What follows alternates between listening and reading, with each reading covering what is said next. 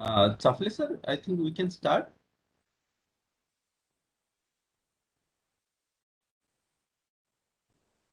Chafle sir, can you hear me and see me?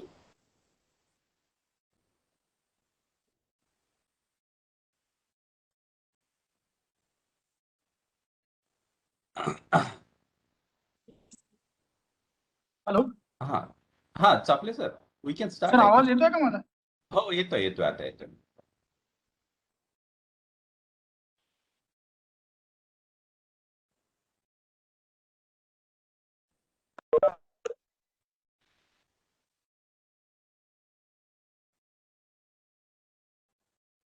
Chaple sir, आता आवाज नाही येत आहे. आपण बोलत आहात का? माझा आवाज येतोय का? हा चापले सर, मला वाटतं तिकडे थोडे सिग्नलचे प्रॉब्लेम असतात. आपण व्हिडिओ बंद ठेवावं आणि असंच बोलावं. व्हिडिओ सुरू केला की मग आवाज पण डिस्टर्ब होतो.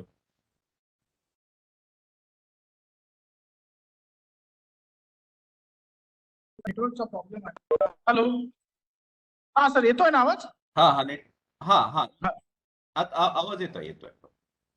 सर सर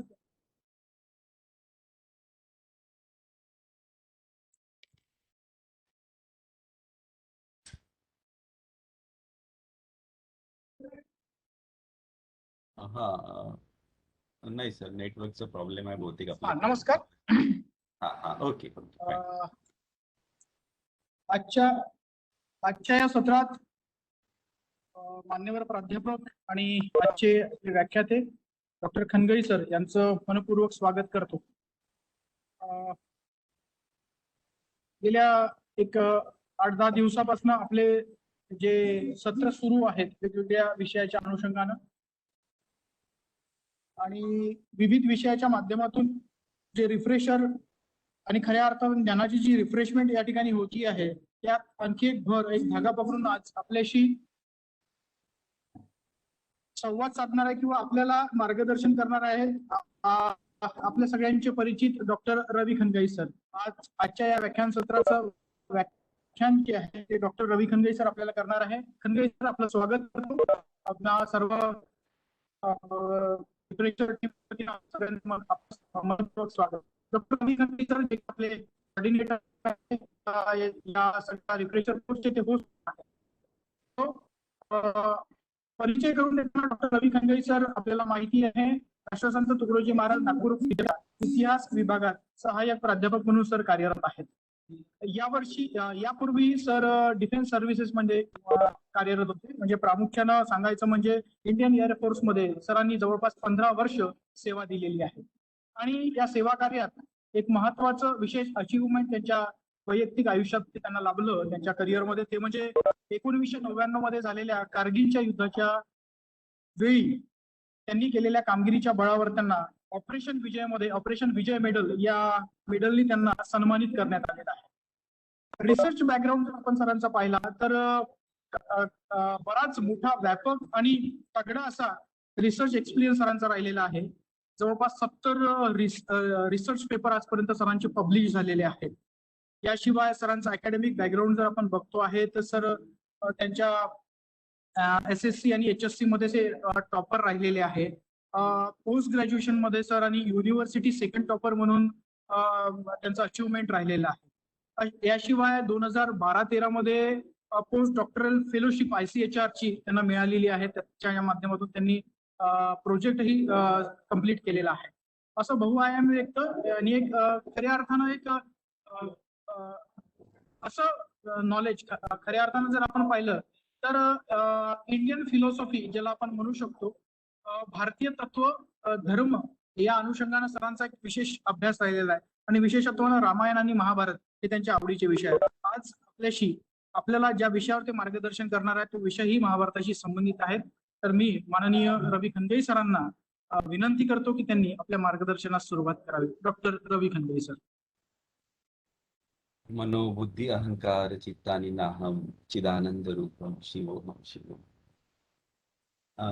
आदरणीय प्राध्यापक वर्ग, मार्गदर्शन तर निश्चितच नाही, पण मी जे काही मला महाभारत थोडंफार समजलं ते मी आपल्या समोर अत्यंत नम्रपणे मांडण्याचा प्रयत्न करतोय. एक मिनिट, मला PPT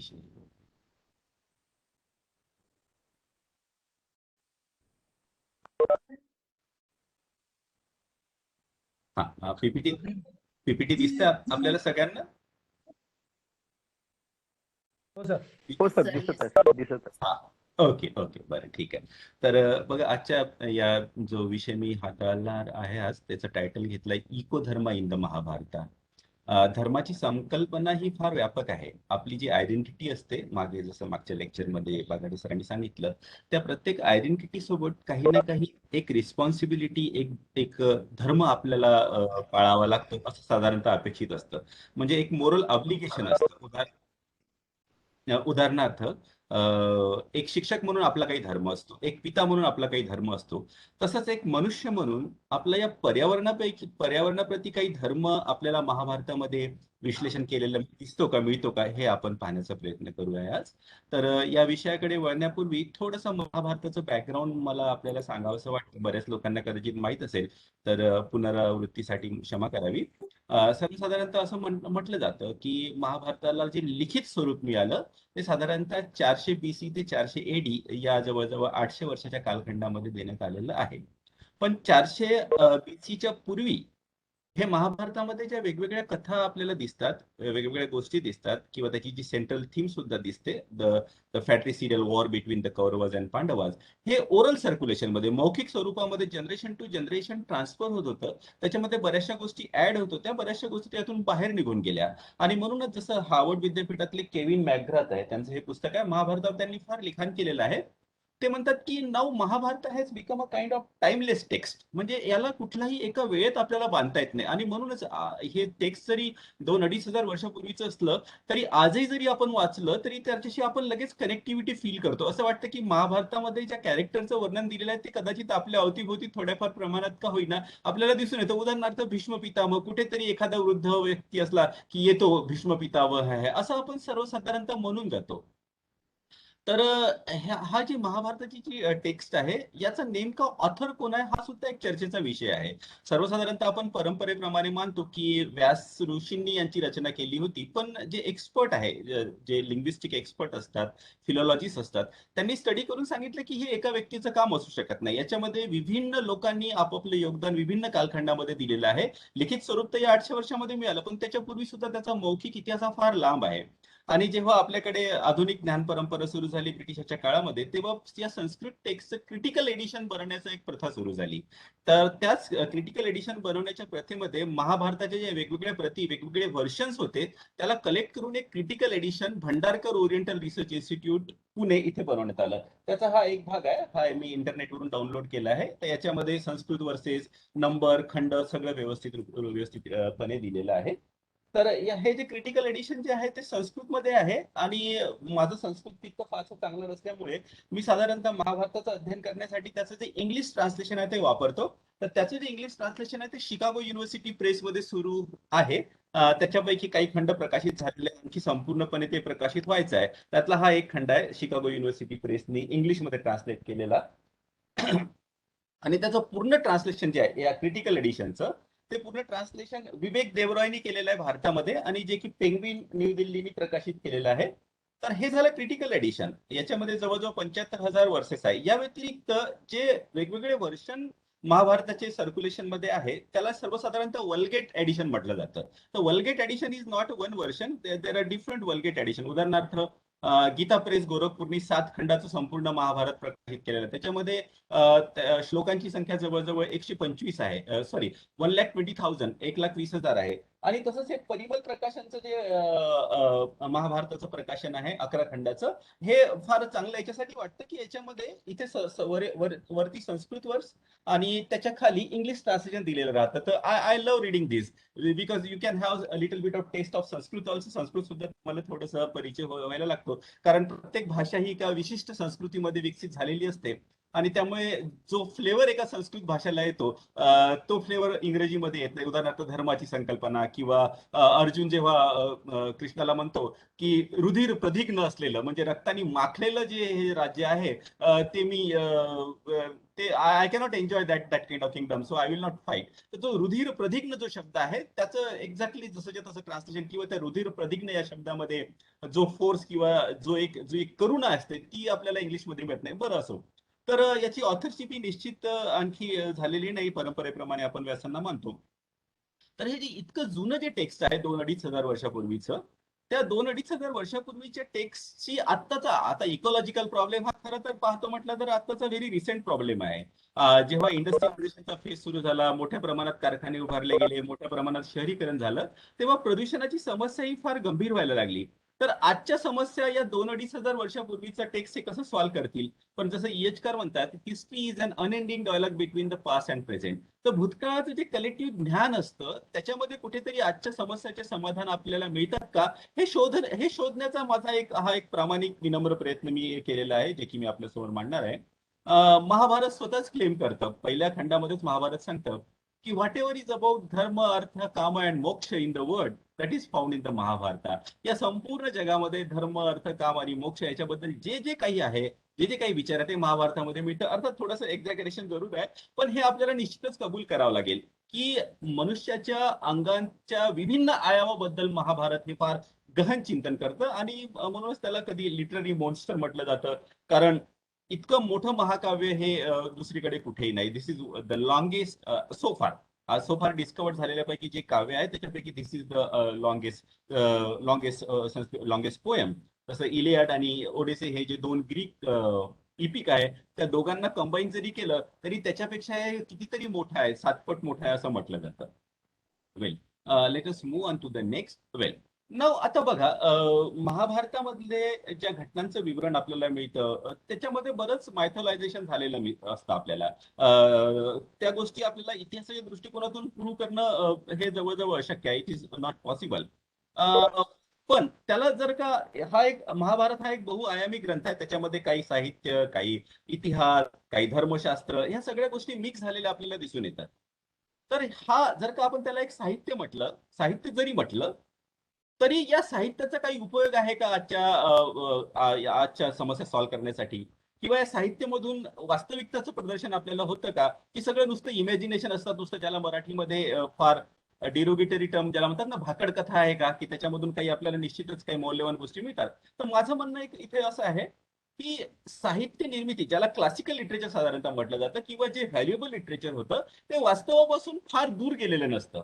वास्तवाचं प्रतिबिंब हे त्याच्यामध्ये जरूर आपल्याला मिळतं, तरच ते लोकांमध्ये स्वीकृत होतं. उदाहरणार्थ सिंपलशी गोष्ट सांगतो, आजच्या जर का आपण मूव्ही पाहतो हिंदी मूव्हीमध्ये, कुठल्याही हिंदू मूव्हीमध्ये एखाद्या मारवाडी बनियाला गरीब किंवा फार रोड असा दाखवला आहे का? कारण मारवाडी बनिया हे महाराष्ट्रामध्ये तरी सर्वसाधारणतः they are very rich and affluent people. आणि जर का एखाद्या मूव्हीमध्ये त्यांचं तसं चित्रण केलं तर ते लोक मनामध्ये स्वीकृत होणार नाही. त्या सिनेमामधला तो मारवाडी बनिया वास्तविक पर्सनॅलिटी असेल किंवा नसेल, पण त्याचं जे चित्रण केलं जातं ते सर्वसाधारणतः सामाजिक सत्याचं प्रतिबिंब असतं. आणि त्या दृष्टिकोनातून आपण महाभारताकडे बघतो, म्हणजे मी तरी त्या दृष्टिकोनातून महाभारताकडे बघतो. खरंच युधिष्ठिर हा आडामासाचा माणूस होता का, किंवा अर्जुन होता का, किंवा कृष्ण होता का, हा प्रश्न मला तितकासा महत्वाचा वाटत नाही. पण त्या कृष्णाच्या, युधिष्ठिराच्या आणि अर्जुनाच्या व्यक्तिमत्वातून माणसाच्या विचारसरणीचं जे प्रतिबिंब आपल्याला दिसून येतं ते मला जास्त महत्वाचं वाटतं. आणि ज्याला असं मराठीमध्ये ज्याला असं म्हणतो ना आपण, मूल्यांचं मानवीकरण, पर्सोनिफिकेशन ऑफ द व्हॅल्यूज, सोसायटीमध्ये जे विचार असतात त्याचं प्रतिबिंब त्यांच्या व्यक्तिमत्वामध्ये, साहित्यातल्या चरित्रामध्ये आपल्याला दिसून येतं. आणि याला जसं रमिला थापर, काल पण मी याचा उल्लेख केला होता, एम्बेडेड हिस्ट्री म्हणतात. Puranas and epic they are having embedded history. कुठेतरी लपलेली दबलेली इतिहास त्याच्यामध्ये आपल्याला जरूर मिळतो. आणि भक्तीन त्याच्यासाठी शब्द वापरतो क्रोनोटोपोसिटी. इतिहासाचे सुद्धा 2 भाग असतात, आपल्याला बहुतेक हे माहीत असावं की there is something called tangible आणि इनटँजिबल हिस्ट्री. टँजिबल म्हणजे ज्या गोष्टी स्पष्ट आपल्याला दिसतात, उदाहरणार्थ अवशेष असतात, पुरातत्व अवशेष असतात, ते स्पष्ट समोरासमोर दिसतात. पण देर is a very important dimension of history that is called intangible history. That is the history of thought, history of ideas, which you may not prove. ते आपल्याला सरळ सरळ हातावर दाखवता येणार नाही कोणाला, पण ते आपल्या विचारांना आणि पर्यायाने इतिहासाला सुद्धा प्रभावित करतं. This is a background I readed before we can go ahead. Well, धर्माबद्दल मी ऑलरेडी सांगितलेलं आहे की धर्म हे it is a kind of moral obligation, आपली एक ड्युटी असते. तर इकॉलॉजी बद्दल आपल्याला या महाभारतामध्ये काही धर्म आहे का? महाभारत हे जंगल, वन आणि इतर जे नॉन ह्युमन क्रिएचर आहे, मनुष्य सोडून इतर जे प्राणी आहेत, त्यांच्याबद्दल मानवानी कसं वागावं याची काही शिकवण आपल्याला महाभारत देतं का? मनुष्य हा आपल्या आजूबाजूच्या पर्यावरणाचा मास्टर आहे का, मालक आहे का, की त्याचा हिस्सा आहे? की त्याच्यावर ते पर्यावरण संवर्धनाची जबाबदारी आहे, याच्याबद्दल महाभारत काय चर्चा करतं हे आपण आता बघण्याचा प्रयत्न करूया. आणि महाभारतातल्या काही घटनांचा मी विश्लेषण करण्याचा प्रयत्न केलाय. डिअर इन द ड्रीम, युधिष्ठिराच्या स्वप्नामध्ये एकदा हरण येतं.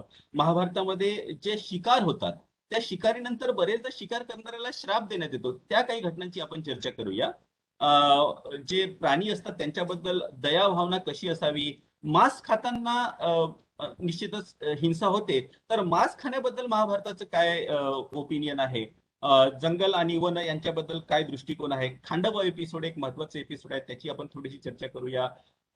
महाभारतामधला एक महत्वाचा कन्सेप्ट आहे, द अर्थ इज ऑपरेस. जेव्हा पृथ्वीचं दमन करण्यात येतं, जेव्हा पृथ्वीवर पाप वाढतं, तर कशामुळे पृथ्वीवरचं पाप वाढतं किंवा कशामुळे पृथ्वी दमन तिचं होतं, ह्याची चर्चा आपण करूया. आणि महाभारतामध्ये बऱ्याचशा गोष्टी आपल्याला बर्ड्स, पक्षी आणि पशुपक्ष्यांच्या मुखातून सांगण्यात येतात. तर पशुपक्ष्याच्या मुखातून या गोष्टी सांगण्यामागे काय महाभारतकारांचा काही उद्देश होता का, की सहज कथेला इंटरेस्टिंग बनवण्यासाठी त्यांनी तसं केलं, की त्याच्यामागे काहीतरी थोडी डीपर फिलॉसॉफी आहे का, हे सुद्धा आपण बघण्याचा प्रयत्न करूया. तर let us start with this first episode that I mention, that is here in the dream. तर ही जी घटना आहे, हा जो एपिसोड आहे अरण्यक पर्व, महाभारताचं जे तिसरं पर्व आहे, the book of forest it is called in English, त्याच्यामध्ये 258व्या चॅप्टर मध्ये येतं. तर जेव्हा पांडवांना वनवासात पाठवण्यात येतं, तेव्हा ते द्रौपदी सोबत द्वैतवनामध्ये जातात आणि तिथे ते एक झोपड्या बांधून राहतात. आणि त्यांना भेटायला बरेचसे ऋषीमुनी, बरेचसे लोक त्यांना भेटायला येतात. आणि भीम काय करतो, आपल्या बांधवासाठी, आपल्या पत्नीसाठी आणि तसंच येणाऱ्या पाहुण्यांसाठी यांना मेजवानी देता यावी म्हणून त्या जंगलामध्ये हरणांची शिकार करतो. आणि हरणांची शिकार मोठ्या प्रमाणात केली जाते, त्यांना भेटायला बरेच लोक येतात, ते तिथे बरीच वर्षे राहतात. आणि एके दिवशी युधिष्ठिराच्या स्वप्नामध्ये एक हरण येतो आणि महाभारतामध्ये वर्णन आहे की अगदी हात जोडून, डोळ्यामध्ये अश्रू आणून, गळा त्याचा रुंजलेला असतो विथ चोक टियर्स, ते युधिष्ठिराला, ते हरण जे असतात काही, ते युधिष्ठिराला विनंती करतात की बघा, तुम्ही ज्या प्रमाणात आमची हत्या आणि आमची शिकार या जंगलामध्ये केलेली आहे, त्याच्यामुळे आमची संख्या जवळजवळ नष्ट झालेली आहे.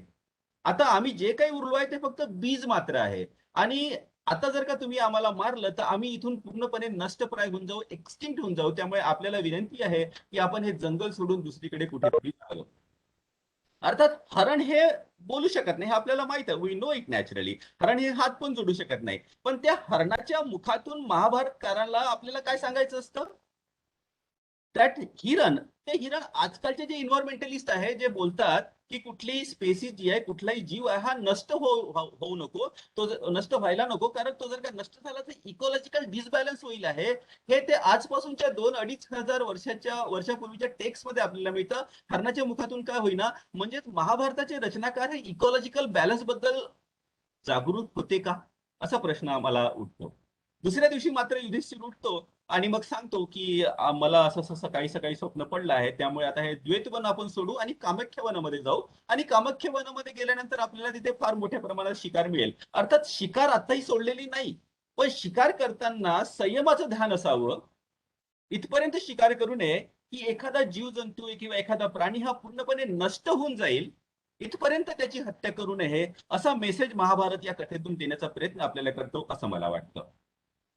खरं तर महाभारत हे कुठेतरी आपल्याला हे पण सांगण्याचा प्रयत्न करतं की प्रत्येक स्पेसीजला, प्रत्येक जीवजंतूला जगण्याचा अधिकार आहे. त्यामुळे कुठलाही जीवजंतू हा पूर्णपणे नष्ट होऊ नये. उदाहरणार्थ, ज्या जीवजंतूंना साधारणतः दुष्ट म्हणून चित्रित करण्यात आलं, उदाहरणार्थ सर्प आणि राक्षस, यांना सुद्धा महाभारत पूर्णपणे नष्ट होऊ देत नाही. उदाहरणार्थ, जन्मेजयाचा जो सर्पयज्ञ असतो तो त्यांनी संपूर्णपणे सर्पांना नष्ट करण्यासाठी सुरू केला होता, पण तो यज्ञ पूर्णत्वाला जात नाही, तर त्याला मध्येच थांबवण्यात येतं, म्हणजे काही सर्प जिवंत राहतात. राक्षसांना संपूर्णपणे नष्ट करण्यासाठी एका ठिकाणी यज्ञ करण्यात येतो, पण तो यज्ञ सुद्धा पूर्णत्वाला जात नाही, तर त्याला मध्येच थांबवण्यात येतं. म्हणजे काय, हा प्रश्न आहे. मी स्पष्टपणे उत्तर देत नाही, कारण महाभारत हे खूप क्लिष्ट इपिक आहे. ते वाचताना आपल्या मनामध्ये उत्तरांपेक्षा प्रश्न जास्त उठायला लागतात, आणि मला वाटतं तुम्ही सुद्धा याच्यावरती चिंतन करावं. त्यामुळे मी सरळ सरळ प्रश्नाची उत्तरं न देता आपणच या प्रश्नावर चिंतन करावं, कारण महाभारत काही आपल्याला नवीन नाही. भारतामध्ये क्वचितच असा व्यक्ती असा मिळेल की ज्याचा महाभारताशी परिचय नाही. पण महाभारत इतकं मोठं ग्रंथ आहे की त्याला संपूर्णपणे वाचणारा व्यक्ती सुद्धा आपल्याला खूप रेअरली मिळेल. फार कठीण आहे ते. आयुष्य निघून जातं महाभारत समजणं. मी मागच्या 5-7 वर्षापासून प्रयत्न करतोय, पण मला तरी वाटतं की माझं महाभारताचं ज्ञान हे पेरीफेरीवरच आहे. त्याचा मूळ गाभा आणखी समजण्याचा मला म्हणजे त्याचा उलगडा मला आणखी झालेला नाही. बरं, आता पुढच्या एपिसोड्स कडे आपण वळूया, ज्याला म्हणतात हंटिंग आणि कर्सेस. म्हणजे शिकार केल्यानंतर जे श्राप मिळतात त्याच्या माध्यमातून आपल्याला काय फिलॉसॉफी सांगण्याचा प्रयत्न महाभारत करतं हे आपण जाणून घेण्याचा प्रयत्न करूया. सगळ्यात सुरुवातीला कर्णाचं उदाहरण मी घेतो. कर्णाने परशुरामाकडे जाऊन धनुर्विद्या तो शिकला आणि मग तो शब्दवेदी धनुर्धर झाला. त्याला टार्गेट पाहण्याची आवश्यकता नसायची. त्यांनी जर का कुठे आवाज ऐकला तर तो शब्दवेद करू शकत होता. आणि असाच तो एकदा जंगलात जात असताना त्याच्या हाती बाण होता. त्याला वाटलं की कुठलं तरी जनावर जंगलामध्ये फिरत आहे, त्याला दिसत नव्हतं पण आवाज येत होता. त्यांनी आपला बाण मारला आणि तो बाण एका गायीला लागला. ती पाळतू गाय होती. आणि त्याच्यानंतर तो ब्राह्मण तिथे आला आणि त्यांनी पाहिलं की त्याच्या गायीच्या हेडमध्ये तो ऍरो घुसलेला आहे. गाय मरून पडलेली आहे. कर्ण तिथे बसलेला आहे आणि तो ब्राह्मण त्याला श्राप देतो की ज्या पद्धतीने तुझा बाण माझ्या गायीच्या मस्तकामध्ये घुसलेला आहे, त्याच पद्धतीने जेव्हा तुझ्या मृत्यूची वेळ येईल तेव्हा पृथ्वी हे तुझ्या रथाचं चाक हे गिळून घेईल आणि तुझ्या रथाचं चाक हे तू कितीही प्रयत्न केला तरी निघणार नाही. तर याच्यामधून काय आपल्याला मेसेज मिळतो की तुम्ही जर का शब्दवेदी धनुर्धर जरी असले तरी एक जंगली जनावर कशा पद्धतीचा चालताना आवाज होतो आणि एक पाळतू गाय चालताना कशा पद्धतीचा आवाज करते, ही स्किल जर का तुमच्यामध्ये आली नसेल तर तुम्हाला तुमची ती शब्दवेदी स्किल वापरण्याचा अधिकार नाही. आणि तुम्ही जर का आपल्या शास्त्र धर्माचा, आपल्या आर्चरीच्या स्किलचा मिसयूज केला आणि एका निरपराध गायीची जर का हत्या केली तर त्याचे परिणाम तुम्हाला भोगावे लागतील. आणि बघा, याच शापामुळे नंतर त्याचा मृत्यू होतो. आणि इथे बघा, there is a very deep symbolism. आपल्या भारतीय परंपरेमध्ये पृथ्वीला आणि गायीला दोघींना पण माता मानण्यात येतं. तर एका मातेची हत्या जी की तुम्हाला काही करू शकत नाही, तिची जर का तुम्ही केली तर दुसरी माता योग्य त्या वेळी तुमच्या रथाचा चाक गिळून बसेल आणि त्याचे परिणाम तुम्हाला भोगावे लागतील. तर वारंवार महाभारत एक खूप महत्वाचा मेसेज, खूप महत्वाची क्वालिटी आपल्याला सांगण्याचा प्रयत्न करतात, ते आहे संयम. तुम्ही धनुर्धर आहात याचा अर्थ असा नाही की तुम्ही तिथून कुठून आवाज आला निश्चित न करता तुम्ही बाण चालवाल. तुम्ही ते हत्या जरूर कराल. You will feel that you are brave and capable, but that will cost you your life. त्याचा परिणाम तुम्हाला नंतर भोगावा लागेल. तसंच त्याच्यानंतरचा जो एपिसोड आहे तो आहे पांडूचा.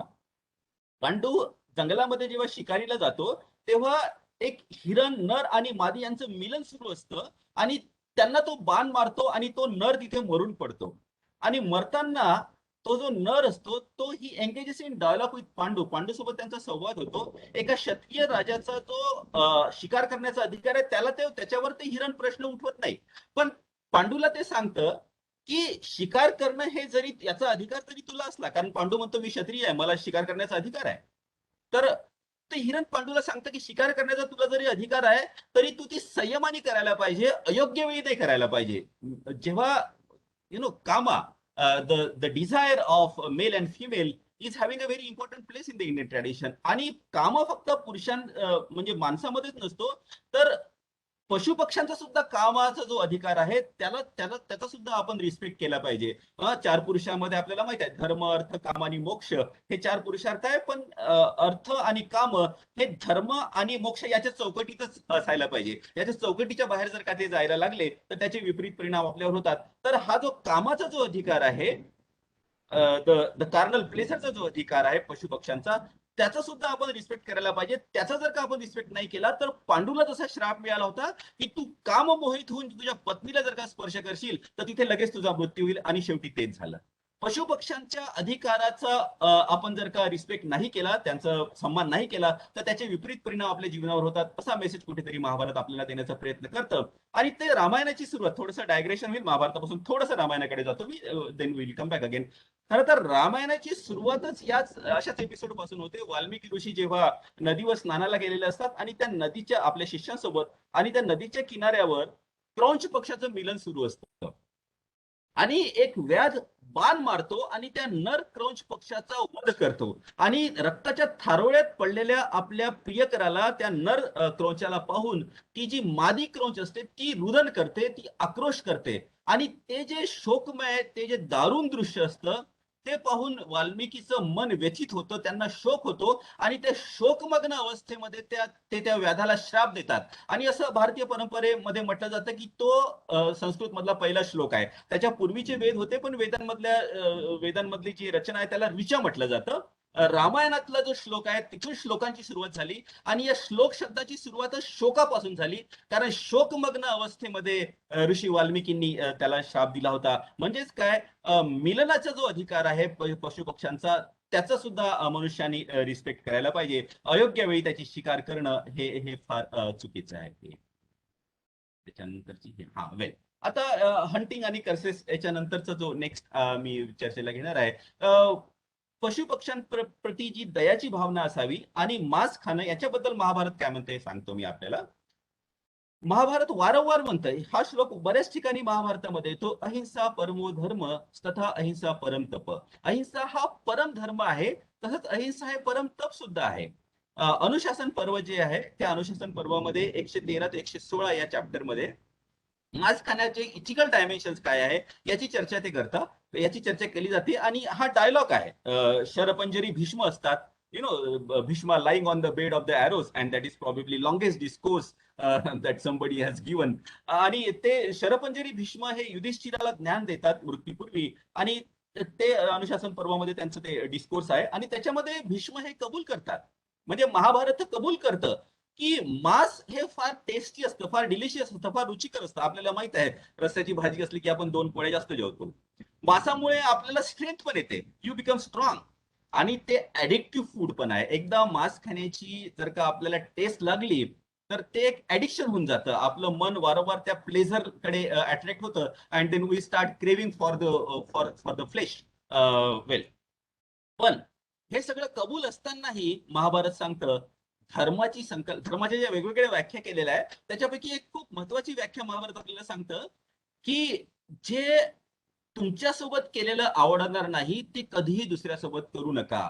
जर का तुमची हत्या करून तुमचं मांस कोणी खाल्लं, कल्पना करा, फार विभत्स कल्पना आहे ही, जर का कोणी खाण्याचा प्रयत्न केला तर ते तुम्हाला आवडेल का? So this is what message Mahabharata tries to give and there is a further discussion on it. जसं की आपल्याकडे सर्वसाधारणतः होतं ना, आपण चर्चेमध्ये राहतो की आम्ही थोडी बकऱ्याची किंवा कोंबडीची हत्या करतो, ते तर खाटीक करतात, ते करतात म्हणून आपण खातो. आणि खाटीक तेच म्हणतात की लोक खातात, विकत घेतात म्हणून आपण त्याची हत्या करतो. तर आपण काय करतो की आपलं पाप जे आहे दुसऱ्याच्या मस्तकावर मारण्याचा प्रयत्न करतो.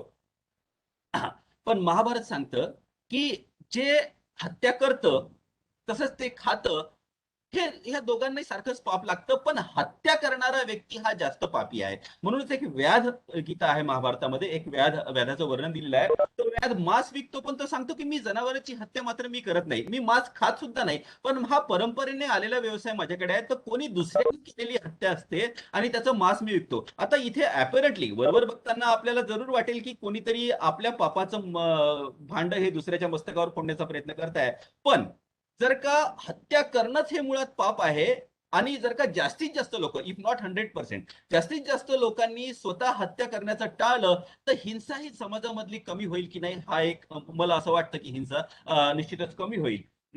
मनुस्मृतीमध्ये सुद्धा सांगितलेलं आहे की मांस खाणं ही एक नॅचरल प्रवृत्ती आहे, माणसाला त्याची टेस्ट लागते, पण मांस खाण्यापासून प्रवृत्त होल्याने आपल्याला जास्त पुण्य मिळतं असं आपल्याला सांगण्याचा प्रयत्न करतं.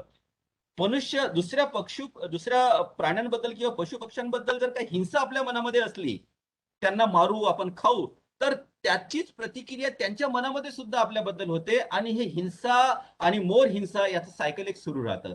जर का पशु पक्ष्यांबद्दलची हिंसा आणि भीती आपल्या मनातून चालली गेली तर सगळेच पशु पक्षी आपले मित्र होऊ शकतात असं महाभारत आपल्याला सांगण्याचा प्रयत्न करतं. आणि त्याचंच प्रत्यय आपल्याला, मला वाटते, हेमल सलाय कसाला आहे, तिथे प्रकाश आमटेच्या आश्रमामध्ये बरेचसे पशुपक्षी आणि जंगली श्वापद सुद्धा हे शांत झालेले असतात, ते आक्रमण करत नाही. आणि हे पुस्तक आहे living with the Himalaya master, Swami रामाने लिहिलेलं. आणि याच्यामध्ये ते विश्लेषण देतात की मला पूर्वी सापांची भीती फार वाटायची, पण माझ्या गुरुच्या प्रभावामुळे सापांबद्दलची भीती माझ्या मनातून निघून गेली आणि आता मी सापाला स्पर्श जरी केला तरी मला त्याची भीती वाटत नाही. अर्थात आपण हे सरळ सरळ करावं असं माझं म्हणणं मुळीच नाही. सगळ्यात सुरुवातीला आपल्याला त्या लेव्हल पर्यंत जावं लागेल की जेव्हा या साप आणि जंगली श्वापद असतात यांच्याबद्दलची भीती आपल्या मनातून जर का चालली गेली तर असं होऊ शकतं का? होईलच, मी निष्कर्ष सांगत नाही. मी बरेचदा सांगतो की माझं अध्ययन जे आहे महाभारताचं ते प्रश्नात्मक जास्त असतं. आपण स्वतः याचा विचार करावा. आणि महाभारत पण तेच सांगतं. महाभारत आपल्याला स्पष्ट सांगत नाही, आपल्याला नॅरेटिव्ह देतं, आपल्याला गोष्टी सांगतं आणि त्याच्यावरच आपण चिंतन करून आपल्या आयुष्याची फिलॉसॉफी तयार करायची असते. आणि आता हे प्रूव्ह झालेलं आहे, सायंटिफिक अध्ययनातून प्रूव्ह झालेलं आहे की मीट इंडस्ट्री जी आहे, मांस खाण्याचा जो व्यवसाय आहे त्यांनी एन्व्हायरमेंटला जास्त हानी होते. कारण ज्या पशुपक्ष्यांचं पालन जाणून बुजून त्यांना स्लॉटर करण्यासाठी केलं जातं, त्यांना फार मोठ्या प्रमाणात पाणी लागतं, पिण्याचं पाणी आपल्याकडे कमी व्हायला लागतं. त्यांना आर्टिफिशियल औषधं देऊन त्यांचं मांस वाढवण्यात येतं आणि मग त्यांची निर्ममपणे हत्या करण्यात येते. आणि मग ते जे रिमेन असतात, त्यांची जसे पंख असतात किंवा हाडं असतात, हे बाहेर फेकण्यात येतात आणि याचं सगळ्या एन्व्हायरमेंटवर फार मोठ्या प्रमाणात हानी होते. So meat eating industry is causing lot of harm to the environment. That is very recent. Mahabharata doesn't elaborate on it. जसं की मी सुरुवातीला सांगितलं, environmental pollution is a very recent concern. Mahabharata याच्याबद्दल स्पष्टपणे बोलत नाही, पण कुठेतरी आपलं मेंटल पॉल्युशन ते निश्चितच कमी करण्याचा प्रयत्न करतं असं मला वाटतं. बरं, हे झालं. वेल, आता बघा, मांस खाणं हे पाप आहे, मांस खाणं शक्य तितकं कमी करायला पाहिजे, हे निश्चितच महाभारत सांगतं. पण जर का आवश्यक असेल, बघा इथे पण जी हायरार्की आहे ना, there is an hierarchy of species here. या हायरार्की मध्ये मनुष्याला या महाभारताने सुद्धा इतर स्पेसिसच्या वर ठेवलेलं आहे. कधी कधी थिअरॉटिकली जरी महाभारत म्हणतं की जसं कृष्ण म्हणतो अर्जुनाला, अहमात्मा गुडाकेशा सर्वभूताशय स्थिता. म्हणजे काय, मी मी हे सगळ्या प्राणी मात्रांमध्ये आहे, सगळ्या जीवांमध्ये आहे. सगळ्या जीवांमध्ये ईश्वर जरी असला तरी मात्र मनुष्याचं आयुष्य, मनुष्याचं जीवन हे जास्त महत्वाचं आहे. ज्ञानेश्वरीमध्ये सुद्धा ज्ञानेश्वर म्हणतात ना, हे विश्वची माझे घर, ऐसी वृत्ती जयाची स्थिर, किंबहुना चराचर आपणची जहाला. आपण सगळ्या ईश्वर या सगळ्या चराचरामध्ये जरी असला तरी जर का आवश्यकता असेल आणि जीव वाचवायचा असेल तर अशा वेळी मात्र माणसाने मांस खाणं हे स्वीकृत आहे. आणि त्याच्यासाठी एक गोष्ट महाभारताच्या आपाद धर्म पर्वामध्ये येते. दुष्काळ पडलेला असतो आणि विश्वामित्र हे आपल्यासाठी आणि आपल्या फॅमिलीसाठी फूड शोधण्यासाठी जातात, अन्न शोधण्यासाठी जातात. आणि तिथे ते एका चांडाळाच्या वस्तीमध्ये जातात आणि त्या चांडाळाने एका कुत्र्याची हत्या करून त्याचं मांस आपल्या झोपडीमध्ये ठेवलेलं असतं. बघा, कुत्र्याचं मांस खाणं हे आणखीनच म्हणजे अस्वीकृत प्रकार झाला. सभ्य व्यक्ती साधारणतः ते आपल्या मनात स्वीकृत होत नाही. पण विश्वामित्र त्या कुत्र्याचं मांस चोरतात आणि ते चोरताना पकडले जातात आणि मग तो चांडाल आणि विश्वामित्र यांच्यातला संवाद होतो. आणि तिथे विश्वामित्र जस्टिफाय करतात की इतर कंडिशन मध्ये, बाकीच्या सर्वसाधारण कंडिशन मध्ये मांस खाणं हे माझ्यासारख्या ऋषीसाठी वर्ज्य आहे, हे मला कबूल आहे. पण आता मात्र आपाद परिस्थिती आलेली आहे आणि कसंही करून मला माझा जीव वाचवायचा आहे. कारण माझं शरीर हा माझा सगळ्यात चांगला मित्र आहे आणि माझ्या शरीर वाचवण्यासाठी मात्र मला हे मांस खाणं आवश्यक आहे. आणि मग ते शेवटी मांस घेऊन येतात, मांसाचा नैवेद्य पण दाखवतात. म्हणजे काय, महाभारत हे खूप असं सुरुवातीला सांगितलं ना, एक स्पष्ट नाही सांगत की जे प्रॅक्टिकल होऊ शकत नाही, की बाई नाही बा मांस बिलकुल खायचं नाही. आता जिथे अन्नधान्य पिकत नाही तिथले लोक काय करतील? हा फार मोठा प्रॉब्लेम आहे. पण जसं सुरुवातीला सांगितलं की शिकार मुळीच करू नका असं महाभारत सांगत नाही, पण ती संयमाने करा हे मात्र निश्चित सांगण्याचा प्रयत्न करतं. तसंच महाभारतामध्ये सुद्धा हे सांगण्यात येतं की जर का यज्ञ होत असेल आणि यज्ञामध्ये जर का पशुचं सॅक्रिफाईस करण्यात आला असेल, बळी देण्यात आला असेल, तर ते मांस खाणे मात्र वर्ज्य नाही. मनुस्मृती म्हणते की यज्ञामध्ये जर का पशुचा बळी देण्यात आला असेल तर ते मांस न खाणं हे पाप आहे. तर याचे आपल्या धार्मिक परंपरेमध्ये बरेचसे कॉन्फ्लिक्टिंग विचार आपल्याला कधी कधी मिळतात. पण त्याचं जर का आपण खूप गहन विश्लेषण करण्याचा प्रयत्न केला, उदाहरणार्थ हे जे उदाहरण झालं की महाभारत एकीकडे म्हणतं फ्लेश खायला नको, पण यज्ञामध्ये बळी दिला तर मात्र फ्लेश खायला काही हरकत नाही, मांस खायला हरकत नाही. तर कुठेतरी समन्वय करण्याचा प्रयत्न महाभारत करतं की फक्त यज्ञामध्ये जर का बळी दिला असेल तेव्हा मात्र तुम्ही मांस खा, कारण मांस खाण्याची टेंडन्सी माणसामध्ये असते, पण इतर वेळी मात्र मांस खाऊ नये. पण महाभारत हे माणसाच्या जसं ज्याला म्हणतात ना स्वार्थी प्रवृत्तीचं सुद्धा फार छान विश्लेषण करतं. महाभारत सांगतं की यज्ञामध्ये बळी दिलेल्या पशुचं मांस खाण्याला हरकत नाही, पण त्याच्यानंतर लगेच पुढच्या वर्षमध्ये सांगतं पण जर का तुमच्या धार्मिक भावना नसतील आणि फक्त मांस खाण्याच्या उद्देशाने जर का तुम्ही यज्ञ केला असेल आणि पशुचा बळी दिला असेल तर ते मात्र पाप होईल. तर आपण फार क्लेवर आहे, माणूस फार क्लेवर आहे. आपण वरवर दाखवतो काही आणि आपल्या आतमध्ये काही असतं, याचं विश्लेषण सुद्धा महाभारत या मानसिकतेचं वर्णन सुद्धा महाभारत करण्याचा प्रयत्न करतं. Let us go to the next well. आता बघा, काही का असे ना, कुठल्याही परिस्थितीमध्ये आपल्या पशु पक्ष्याची रक्षण हे आपण केलं पाहिजे, हे महाभारत शिबीराजाच्या गोष्टीमधून सांगण्याचा प्रयत्न करतं. आणि शिबीराजाची गोष्ट ही महाभारतामध्ये 3 वेळा आलेली आहे.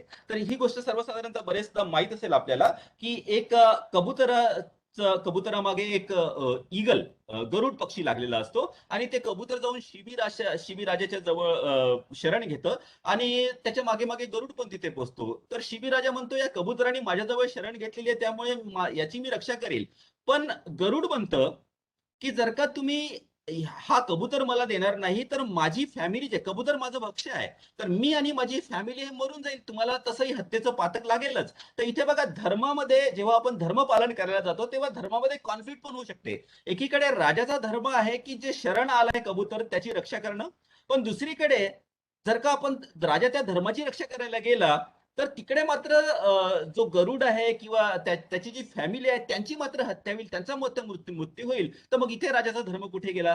तर या हे जे धार्मिक कॉन्फ्लिक्ट जे आहे, हा जो कॉन्फ्लिक्टला मला मराठी शब्द नाही आठवत, हा जे कॉन्फ्लिक्ट आहे याच्यातून कशी सुटका करता येईल, तर याच्यातून सुटका करण्यासाठी राजा शिबी काय करतो, गोष्ट माहित असेल आपल्याला, तो स्वतःचं बलिदान करतो. तो सांगतो की ठीक आहे, मग जर का तुला दुसरं काही नको असेल, आधी बऱ्याच गोष्टी ऑफर करतो, आणि जर का तुला दुसरं काही नको असेल तर तू माझं मांस घे.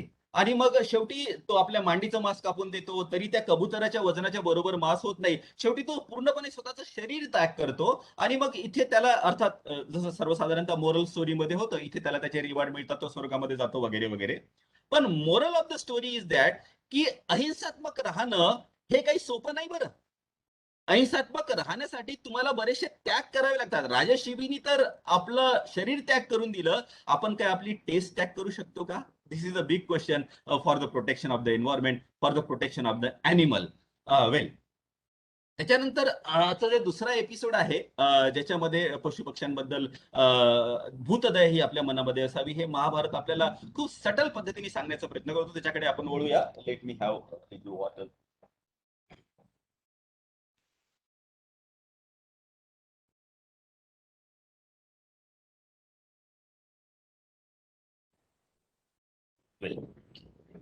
Fine, let us go ahead. महाभारताच्या स्वर्गारोहण पर्वामध्ये ही गोष्ट येते की आपलं राज्य हे पांडव आता आपला जो नातू असतो परीक्षित त्याला देऊन देतात आणि मग स्वर्गाकडे ते त्यांचं प्रवास सुरू होतो. आणि स्वर्गामध्ये जाताना चारही पांडव मरून पडतात, द्रौपदी पण मरून पडते आणि युधिष्ठिर फक्त स्वर्गाच्या दारापर्यंत जातो. आणि तिथे इंद्रदेव त्याला घ्यायला येतात आपल्या रथसहित आणि त्याला सांगतात, आणि आता या प्रवासामध्ये एक स्ट्रीट डॉग, एक कुत्र जे असतं ते कुत्र या पांडवाबरोबर जातं, बाकीचे मरून पडतात, पण कुत्र मात्र युधिष्ठिराबरोबर स्वर्गाच्या दारापर्यंत जातं.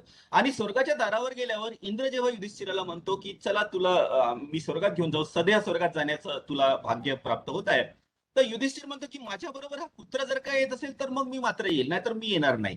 कारण जो आपल्याशी इमानदारीने वागत आला आहे त्याचा त्याग करणं स्वतःच्या स्वार्थासाठी मग स्वर्ग का असे ना, हे मला स्वीकृत नाही. आणि ही गोष्ट सर्वसाधारणतः माहित आहे, या गोष्टीचा बरेचसा उल्लेख केला जातो, पण या गोष्टीचा मेसेज आहे बघा. आता ही जी छोटीशी गोष्ट आहे, ही जर का महाभारतातून काढून टाकली तरी महाभारतामध्ये खूप मोठा फरक पडणार नाही. पण महाभारतकार या गोष्टीतून आपल्याला काय सांगण्याचा प्रयत्न करतात की स्वर्गाची कामना करून पुण्यसंचय जर का तुम्ही केला तर तुम्हाला स्वर्ग मिळेल हे निश्चित नाही, पण तुमच्या मनामध्ये जर का करुणा असली, तुमच्या मनामध्ये भूतदया असली तर तुम्हाला स्वर्ग मिळेल. म्हणजे इथेच स्वर्ग आहे, तुमच्या मनामध्ये स्वर्ग आहे, हे कदाचित सांगण्याचा प्रयत्न महाभारत करतं. आणि म्हणूनच बघा, एक फार छान शब्द तिथे इंद्र युधिष्ठिरासाठी यूज करतो की तुझ्या मनामध्ये अनुक्रोश आहे. अनुक्रोश म्हणजे काय? जर का कोणी रडत असेल तर त्याच्यासोबत आपण रडणं, याला अनुक्रोश म्हटलं जातं संस्कृतमध्ये. आणि आपण कोणी रडत असेल तर त्याच्यासोबत आपण केव्हा रडतो, जेव्हा त्याचं दुःख हे आपण आपलं मानतो, त्याचं दुःख आपण फील करतो. आपण न्यूज पाहतो, त्याच्याशी आपण अटॅच होत नाही, पण आपल्या जवळच्या व्यक्तीशी जर का काही बरं वाईट झालं तर मात्र आपल्याला रडू येते, कारण त्या व्यक्तीचं दुःख हे आपलं दुःख आहे असं आपण मानून चालतो. त्यालाच अनुक्रोश म्हणतात. तर या मेसेज या स्टोरीतून हा मेसेज सर्वसाधारणतः माझं इंटरप्रिटेशन आहे. मी इंटरप्रिट करतो की तुम्ही भीमासारखे स्ट्रॉंग असले किंवा अर्जुनासारखे फार चांगले धनुर्धर असले, शूर असले तर तुम्हाला स्वर्ग मिळेल निश्चित नाही, किंवा द्रौपदी सारखे सुंदर असले तरी स्वर्ग मिळेल निश्चित नाही, पण तुमच्या मनामध्ये जर का करुणा असली तर मात्र तुम्हाला स्वर्ग मिळेल. हा महाभारत आपल्याला सांगण्याचा प्रयत्न करतो असं मला वाटतं. पुढे जाऊया. हा, अॅनिमल बद्दलची जी काइंडनेस आहे किंवा मीट इटिंग आहे याच्याबद्दलचं बरंचसं विश्लेषण आपल्याला महाभारतामध्ये आणखी पुढे मिळतं. उदाहरणार्थ गाईला सर्वसाधारणतः हिंदू परंपरेमध्ये फार सॅक्रेड अॅनिमल मानलं जातं. आणि गायीबद्दल जर का आपण काही व्हायलन्स केला तर त्याचे फार वाईट परिणाम आपल्या आयुष्यावर होतात असं दिसून येतं. उदाहरणार्थ भीष्माचं जे ब्रह्मचार्याचं आयुष्य होतं त्याला फार प्रशंसा करण्यात येतं, पण आपण जर का महाभारताचं सुरुवातीचं जे आदी पर्व आहे ते वाचलं तर आपल्याला लक्षात येईल की भीष्माचं ब्रह्मचार्याचं जे आयुष्य होतं, आयुष्यभर फार मोठं आयुष्य भीष्माला लाभलं, पण त्याला आयुष्यभर ब्रह्मचारी राहावं लागलं. हे याच्या मागचं एक कारण होतं की त्याला श्राप मिळाला होता. कारण भीष्म त्याच्या पूर्वीच्या जन्मामध्ये वसू होता, आणि या वसूनी आपल्या पत्नीला खुश करण्यासाठी म्हणून वशिष्ठ ऋषीची गाय चोरली होती. आणि त्या चोरीमुळे वशिष्ठ ऋषीने त्याला श्राप दिला होता की तुझ्या प्रेयसीला किंवा तुझ्या स्त्रीला खुश करण्यासाठी म्हणून तू अधर्माचं काम केलं, आणि याचेच परिणाम म्हणून तुझा जन्म हा मृत्यू लोकात होईल आणि तिथे तुला स्त्रीचं प्रेम मिळणार नाही. तर आपल्याला हे गोष्ट लक्षात ठेवावं लागेल की स्त्रीचं प्रेम प्राप्त करण्यासाठी जर का आपण अधर्म केला तर महाभारत आपल्याला सांगतं, तुम्ही विश्वास ठेवा की नका ठेवू, की महाभारत आपल्याला सांगतं की त्या स्त्रीच्या प्रेमापासून आपण वंचित हो. So you have to be careful, right? Well, okay. नाव दुसरी स्टोरी अशी आहे की विश्वामित्र सुद्धा जबरदस्तीने वशिष्ठाची गाय घेऊन जाण्याचा प्रयत्न करतात, आणि नंतर त्यांच्या संपूर्ण आर्मीला, त्यांच्या सैन्याला ही गाय, या गायीतून उत्पन्न होणारे सैन्य हरवतात. म्हणजे काय, गाय, काव is a very sacred animal in the tradition. आणि महाभारत आपल्याला सांगतं की जे दुर्बल बैल असतात त्या दुर्बल बैलांना जुंपणं शेतकामाला हे पाप आहे. गायीचे बछडे जोपर्यंत दूध पितात त्याच्यापूर्वी त्या गायीचं दूध काढणं हे सुद्धा पाप आहे. बैलाच्या नाकांना आपण छिद्र करून त्याच्यामध्ये बेसन घालत असतो आणि मग शेतीला लावत असतो. तर बैलांच्या नाकांना छिद्र घालणं हे सुद्धा पाप आहे. आता बघा, हा खूप डायलमा आहे. जर का बैलांच्या नाकांना छिद्र नाही काढलं तर आपण ऍग्रिकल्चर कसं करू? ऍग्रिकल्चर तर होत होतं, पण काय, बैलांच्या नाकांना छिद्र करणं हे पाप आहे याची जाणीव जर का आपल्याला असली तर काय करू? कमीत कमी त्याच्यामुळे होणारा जी हिंसा आहे प्राण्यांप्रती ती थोडी कमी करण्याचा प्रयत्न जरूर करू. आणि म्हणूनच वनप्रस्थ आणि संन्यास आश्रम हा महत्वाचा होता, कारण वनप्रस्थ आणि संन्यास आश्रमामध्ये मनुष्याच्या गरजा ह्या कमीत कमी होऊन जायच्या. जंगलामध्ये जाऊन राहायचं, अर्थार्जन करायचं नाही, हे सगळे रिस्ट्रिक्शन जे होते त्याच्यामुळे मनुष्याच्या ग्रीडला, मनुष्याचे जे लोभ असायचा त्याच्यावरती कुठेतरी नियंत्रण लागायचं. पशूंना पाणी न देणं हे सुद्धा पाप मानलं जात होतं. वॉटर टँक, जर का आपण वॉटर टँक जर का तयार केले ज्याच्यामधून पशु पाणी पिऊ शकतात, that was consider as a पायस ऍक्ट. ते पुण्याचं कर्म मानलं जायचं. तसंच गायींना आणि जनावरांना दान देण्याची जी प्रथा होती, पण दान देताना सुद्धा गायींना आणि जनावरांना अशा व्यक्तींना दान दिलं पाहिजे की जिथे त्यांची हिंसा करण्यात येणार नाही, जिथे त्यांची व्यवस्थित काळजी घेण्यात येईल. हे सुद्धा महाभारत आपल्याला सांगण्याचा प्रयत्न करतं. आणि भगवद्गीतेमध्ये जसं सांगतं की स्थितप्रज्ञ जो असतो, the very wise man, for him a learned Brahmin, chandala, cow and dog they are the same. एका बुद्धिमान व्यक्तीसाठी ब्राह्मीण, चांडाळ, गाय आणि पुत्र हे एकच समान असतात असं सांगण्याचा प्रयत्न आपल्याला करतात. मनूची स्टोरी आहे महाभारतामध्ये, ज्याच्यामध्ये मनूच्या समोर एक फिश येतो आणि तो that fish is incarnation of Vishnu. तर म्हणजेच काय, हे जे इन्कार्नेशन आहे त्याच्यामध्ये पण सुद्धा सगळ्या प्राणी मात्रामध्ये ईश्वराचा अंश असतो असा मेसेज आपल्याला महाभारत देण्याचा प्रयत्न करतं. Next slide. Well, how the forest and trees are pursued. जे जंगल, वन असायचे आणि जे झाड असायची त्यांच्याबद्दलचा कसा दृष्टिकोन महाभारतकाराचा होता हे आपण समजण्याचा प्रयत्न करू. महाभारत आपल्याला सांगण्याचा प्रयत्न करतं, the planter of tree is saved in the next word by the trees he plants like children saving his on father. ज्या पद्धतीने मुलं आपल्या पित्याची रक्षा करतात, त्या पद्धतीने आपण लावलेली झाडं हे आपले नेक्स्ट जन्ममध्ये पुढच्या जन्मामध्ये आपली रक्षा करतात. आणि झाड आणि फॉरेस्ट यांच्याबद्दलचा काय दृष्टिकोन आहे ते आपण समजून घेण्याचा प्रयत्न करूया. आधुनिक युगामध्ये सर्वसाधारणतः आपण झाडं वाचवा, जंगलं वाचवा हे सांगण्याचा प्रयत्न करतो, पण त्याचा मागचा मुख्य उद्देश किंवा मुख्य फिलॉसॉफी जी असते की आपल्या येणाऱ्या पिढीला चांगलं वातावरण मिळावं. म्हणजे इथे सुद्धा आपला जो फोकस असतो तो मनुष्याच्या येणाऱ्या पिढीवरच असतो. पण महाभारत याच्यापासून दूर जाण्याचा प्रयत्न आपल्याला सांगतं आणि सांगतं की झाडं, झुडपं, पक्षी यांचं एक इंट्रेन्सिक व्हॅल्यू असते, त्यांच्यासाठीच त्यांना जगवायचं असतं, नुसतं पुढे येणाऱ्या जनरेशनसाठी नाही. आणि म्हणूनच एका पॅरोट, एक जो पोपट असतो, त्याची कथा याच्या महाभारतामध्ये 13व्या पर्वामध्ये येते की तो जो पॅरोट असतो, तो पोपट असतो, एका झाडाच्या बुंध्यामध्ये राहत असतो आणि ते झाड मरायला आलेलं असतं. तरी तो जो पोपट असतो त्या झाडाला सोडून जायला तयार नाही. आणि मग एक ऋषी येतो आणि सांगतो की तू हे झाड सोडून जा, कारण हा झाड आता मृतवत होणार आहे, हे काही तुला खाद्य फळ देऊ शकणार नाही. पण तो पोपट मात्र म्हणतो की मी जेव्हा लहान होतो तेव्हा या झाडांच्या खाद्यानेच माझं भरण पोषण झालेलं आहे, मी लहानाचा मोठा झालेला आहो आणि याला मी आता सोडून जाऊ शकत नाही. आणि तो पोपट सुद्धा त्या झाडाबरोबर तिथे मृत्यू पावतो. अर्थात हे एक एक्झॅगरेशन निश्चितच आहे याच्यामध्ये, अर्थात त्या थराला आपण जाऊ शकत नाही किंवा तसं अपेक्षित पण नसावं. पण या स्टोरीच्या माध्यमातून हे सांगण्याचा करण्याचा प्रयत्न केलाय की झाडं, झुडपं आणि जंगलं यांची इंडिपेंडेंट सुद्धा व्हॅल्यू असते. त्यांना फक्त मनुष्याचा, भविष्यात येणाऱ्या मनुष्यांना त्यांचा उपयोग व्हावा यासाठीच आपण राखून ठेवणं हे मात्र बरोबर तितकंसं नाही. हे प्लांटेशन ऑफ ट्रीज बद्दल अनुशासन पर्वामध्ये सांगितलं जातं. मी हे थोडं स्किप करतो आणि पुढे जातो. जे प्लांटेशन ऑफ ट्रीज पासून जे वेगवेगळे फायदे आपल्याला मिळतात, जसं फ्रूट मिळते, फ्लॉवर मिळते, शॅडोज मिळतात, त्याचे फायदे महाभारतामध्ये वर्णन केलेले आहे. जे जंगल असतात, जे झाडं असतात, त्याच्यामध्ये ऋषी आणि गंधर्व राहतात. साधारणतः आपण पाहतो की जंगलामध्ये ऋषीचे आश्रम राहतात, जिथे जाऊन ज्ञानार्जन केलं जातं. आणि रोमिला थापर पण म्हणते की the forest symbolises withdrawing from the civilisation. हे जे जगाचं जे रहाट गाडगं आहे, याच्यामध्ये आपण जे लुप्त होऊन जातो, त्याच्यापासून दूर जाऊन ऋषीच्या आश्रमामध्ये काहीतरी ज्ञानार्जन करावं, अशी सुद्धा फॉरेस्टची इमेज आहे. आणि forest had that kind of utility. फॉरेस्टला सेन्सरी परसेप्शन असतं असं सुद्धा महाभारत बघा. फॉरेस्टला सेन्सरी परसेप्शन आहे हे नंतर बोसनी खूप नंतर प्रूव्ह केलं. पण महाभारत हे सांगण्याचा प्रयत्न करतं की जेव्हा ढगांचा गडगडाट होतो तेव्हा झाडाची फळं आणि पानं ही गळून पडतात, म्हणजे त्यांना सुद्धा सेन्सरी परसेप्शन आहे, ते ऐकतं. झाडांना हे फिलिंग ऑफ टच असतं, झाडं टच करू शकतात, फील करू शकतात, जसं आपण करू शकतो. आणि म्हणूनच आपण पाहतो की वेली हे झाडांच्या बुंध्याभोवती गुरफटलेल्या असतात. झाडांना हा स्मेलचा सेन्स असतो.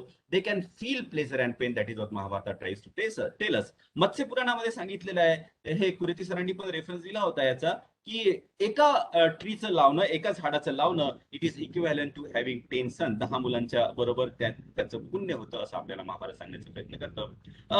पण फॉरेस्टचं जे परसेप्शन आहे ते नुसतं एक खूप चांगली जागा असं नाही.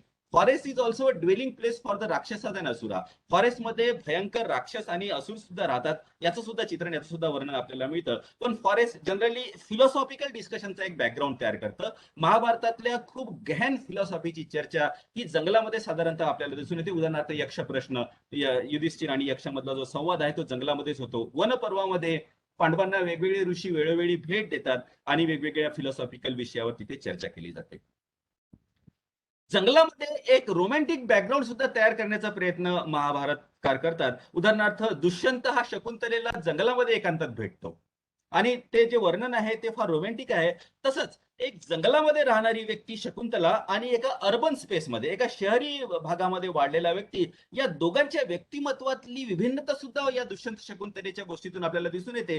की दुष्यंत हा फार अर्बन आणि फार कनिंग, फार चालाक व्यक्ती असतो, जो एकांतात जाऊन शकुंतलेच्या भावनेचा फायदा करून तिच्याशी गंधर्व विवाह करतो आणि मग तिला विसरून जातो. आणि याच्या विपरीत वनकन्या असलेली शकुंतला ही मात्र साधी, सरळ, डेडिकेटेड, फेथफुल आणि सहनशील असते. म्हणजे काय, जंगलामधले राहणारे व्यक्ती जंगलामध्ये इन द सेन्स नेचरच्या सराउंडिंग मध्ये राहणारे व्यक्ती यांचं व्यक्तिमत्व हे वेगळं असू शकतं आणि शहरामध्ये राहणारे व्यक्ती हे वेगळे असू शकतात. हे सुद्धा महाभारत आपल्याला सांगण्याचा प्रयत्न करतं आणि त्याच्यासाठीच वारंवार जंगलामध्ये जाऊन राहणं हे आवश्यक असतं, so that you can wash away the ज्याला म्हणतात ना मनावरची धूळ, हे आपण वॉश करू शकू. बरं, आता खांडवा फॉरेस्ट याच्याकडे आपण वळूया.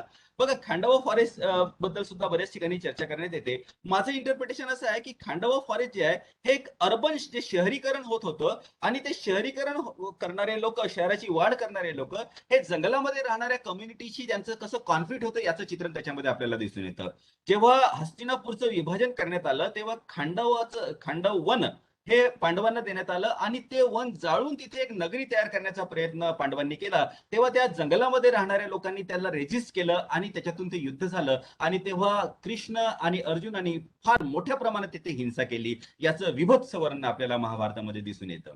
तर निश्चितच पांडव किंवा कृष्ण हे काही 100% प्युअर सोल नव्हते. सुकटनकर ज्यांनी महाभारताचा खूप अभ्यास केला आहे त्यांनी हे पुस्तक लिहिलं आहे आणि त्याच्यामध्ये ते त्यांनी सांगतात की महाभारतातले जे हिरो आहेत they are not the heroes of the pure soul, they are human being. They did had certain good and bad qualities, पण महाभारतकारांनी त्यांना व्हाईट वॉश करण्याचा प्रयत्न जरूर केलेला आपल्याला दिसून येतं. जसं की एक खांडव वन आहे, याच्यामध्ये मग हे अग्नीला खुश करण्यासाठी रण जाळण्यात आलं वगैरे वगैरे आपल्याला सांगण्यात येतं. पण निश्चितच मानवानी आपल्या शहरीकरणासाठी म्हणून फार मोठ्या प्रमाणात जंगलामध्ये राहणाऱ्या मानवांची आणि जंगलामध्ये राहणाऱ्या पशुपक्ष्यांची फार मोठ्या प्रमाणात हत्या केलेली आहे. हे आपल्याला या खांडवन 10 प्रकरणातून निश्चित देण्यात येतं आणि त्याच्या म्हणूनच हे युगांत नावाचं हे जे महाभारतावरचे जे एसेस लिहिलेले आहे इरावती कर्वेनी, हे मराठीमध्ये पण अवेलेबल आहे. तर याच्यामध्ये इको फिलॉसॉफी ज्याला म्हणतात त्या इको फिलॉसॉफीच्या दृष्टिकोनातून इरावती कर्वे सांगते की जे खांडवन जाळून आणि एवढ्या मोठ्या लोकांची हत्या करून जे इंद्रप्रस्थ तयार करण्यात आलं होतं तिथे कधीही शांती राहिली नाही. पांडवांना तिथे फार काळ राहता आलं नाही. त्याच्यानंतर लगेच सभापर्व झालं जिथे द्रौपदीचा अपमान करण्यात आला आणि पांडवांना नंतर जंगलामध्ये जावं लागलं आणि नंतर इंद्रप्रस्थाचा फार उल्लेख आपल्याला महाभारतामध्ये दिसून येत नाही. तर एक खूप सटल पद्धतीने इरावती कर्वीच्या दृष्टिकोनातून खूप सटल पद्धतीने खूप ज्याला म्हणतात खूप माइल्ड पद्धतीने महाभारत आपल्याला मेसेज देण्याचा प्रयत्न करतो की खूप मोठ्या प्रमाणात जर का जीवाची हत्या करून आपण आपलं सुख शोधण्याचा प्रयत्न केला तर ते सुख आपल्याला कदाचित मिळत नाही असं आपल्याला सांगण्याचा प्रयत्न करतात. महाभारतामध्ये निश्चितच there is a dichotomy, it is not a homogeneous text. एकच मेसेज देत नाही. सुकटनकरच म्हणतात की it is having lot of heterogeneity. या टेक्स्टमध्ये बरीचशी हॅट्रोजिनिटी आपल्याला मिळते आणि म्हणूनच आपण पाहतो की महाभारतातलं जे नॅरेशन आहे, महाभारताचे डिस्क्रिप्शन आहे, त्याची 2 भागामध्ये विभागणी साधारणतः करण्यात येतात, नॅरेटिव्ह पोर्शन आणि डॅडिएटिक पोर्शन. आणि ते मिक्स झालेले आहे. असं नाही की हा पोर्शन नॅरेटिव्ह आहे आणि हा डॅडिएटिक आहे. नॅरेटिव्ह पोर्शन म्हणजे काय, जे मनुष्याच्या वास्तव जीवनाशी निगडीत आहे आणि ते नॅरेट करतं, जसं की आता खांडव 10 प्रकरण मी सांगितलं.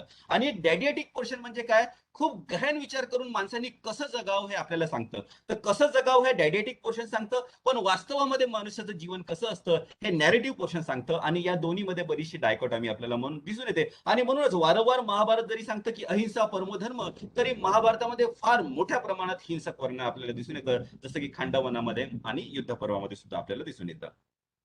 तर मनुष्याच्या मनामध्ये हे जे कॉन्फ्लिक्ट आहे, डार्विनिझम आणि डिव्हानायझेशन. बघा, डार्विन आपल्याला सांगतं की संघर्ष हा स्पेसिसच्या जीवनाचा एक अविभाज्य अंग आहे. प्रत्येक स्पेसिस ही दुसऱ्याशी संघर्ष करत असते आणि पुढे जात असते. त्यामुळे एक जी स्पेसी असते that always live at the cost of other. For example, जर का जनावरांना जगायचं असेल तर त्यांना पेड पौधे खावे लागतात. आपल्याला जगायचं असेल तर पेड पौधे आणि पशु पक्ष्यांना आपण खातो. तर कोणीतरी स्पेसिस हे दुसऱ्याच्या we live at the cost of other, we kill the animal, we uproot the trees, we uproot the plant and survive. So हिंसा जी आहे ती मनुष्याच्या आणि इतर प्राण्यांच्या जगण्याचा एक अविभाज्य अंग आहे, हे डार्विनिझम आपल्याला सांगतं.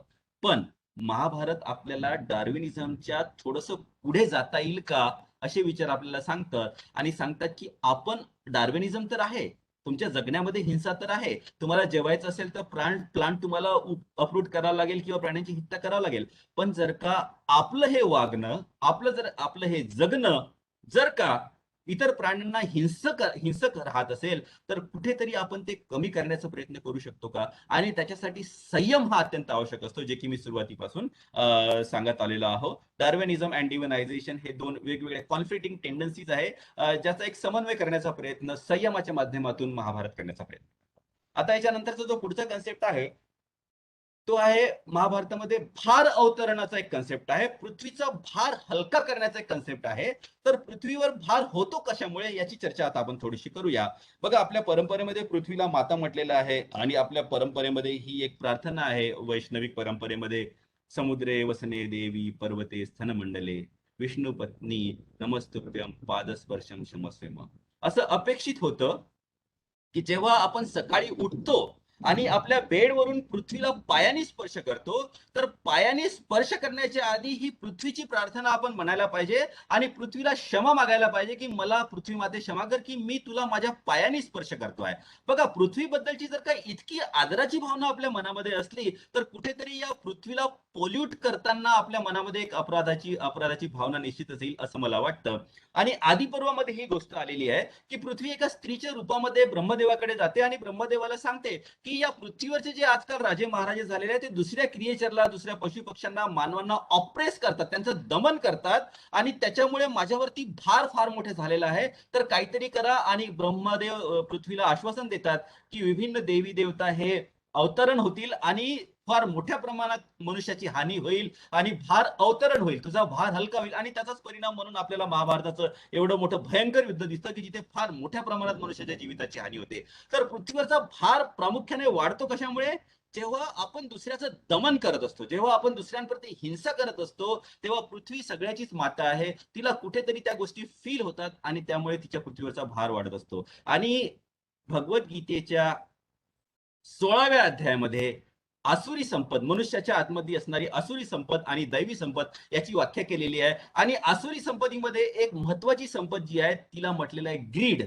आपला जो लोभ जो असतो तो एक आसुरी संपद आहे, तो कधीही भरत नाही. महाभारतामध्ये सांगितलेलं आहे की जर का तुम्ही एकाच व्यक्तीला या पृथ्वीची सगळी संपत्ती दिली तरी त्याचं कधीही समाधान होणार नाही, कारण लोभ हा कधीही न संपणारा असतो. आणि या लोभापायीच आपण दुसऱ्याचं ऑपरेशन करतो, दुसऱ्याचं दमन करतो आणि पृथ्वीवरचा भार हा वाढवत असतो. आणि मला एक थोडंसं सांगावं वाटतं की कॅपिटलिस्ट भांडवलशाही जी पुंजीवादीची जी अर्थव्यवस्था आहे ती आपल्या ग्रीडला नेहमी इन्फ्लेम करत राहतं, आपल्या ज्या लोभाला नेहमी वाढवत राहतं. आज आपल्याकडे चार खोल्याचं घर असलं, आपल्याला 6 खोल्याचं घर पाहिजे असतं. आज आपल्याकडे मारुती 800 असली तर आपल्याला आता त्याच्यापेक्षा थोडी मोठी कार पाहिजे असते. तर ही ग्रीड नेहमी कॅपिटलिझम वाढवत असतं आणि या ग्रीडच्या आहारी जाऊन आपण दमन करत असतो, जास्तीत जास्त संपत्ती जमा करण्याचा प्रयत्न करत असतो, जास्तीत जास्त लोकांचे अधिकार त्यांच्याकडून हिसकावून घेण्याचा प्रयत्न करत असतो. आणि त्यामुळे मग महाभारताच्या दृष्टिकोनातून पृथ्वीवरचा भार हा वाढत असतो. आपल्याला थोडंसं चिंता करावं लागेल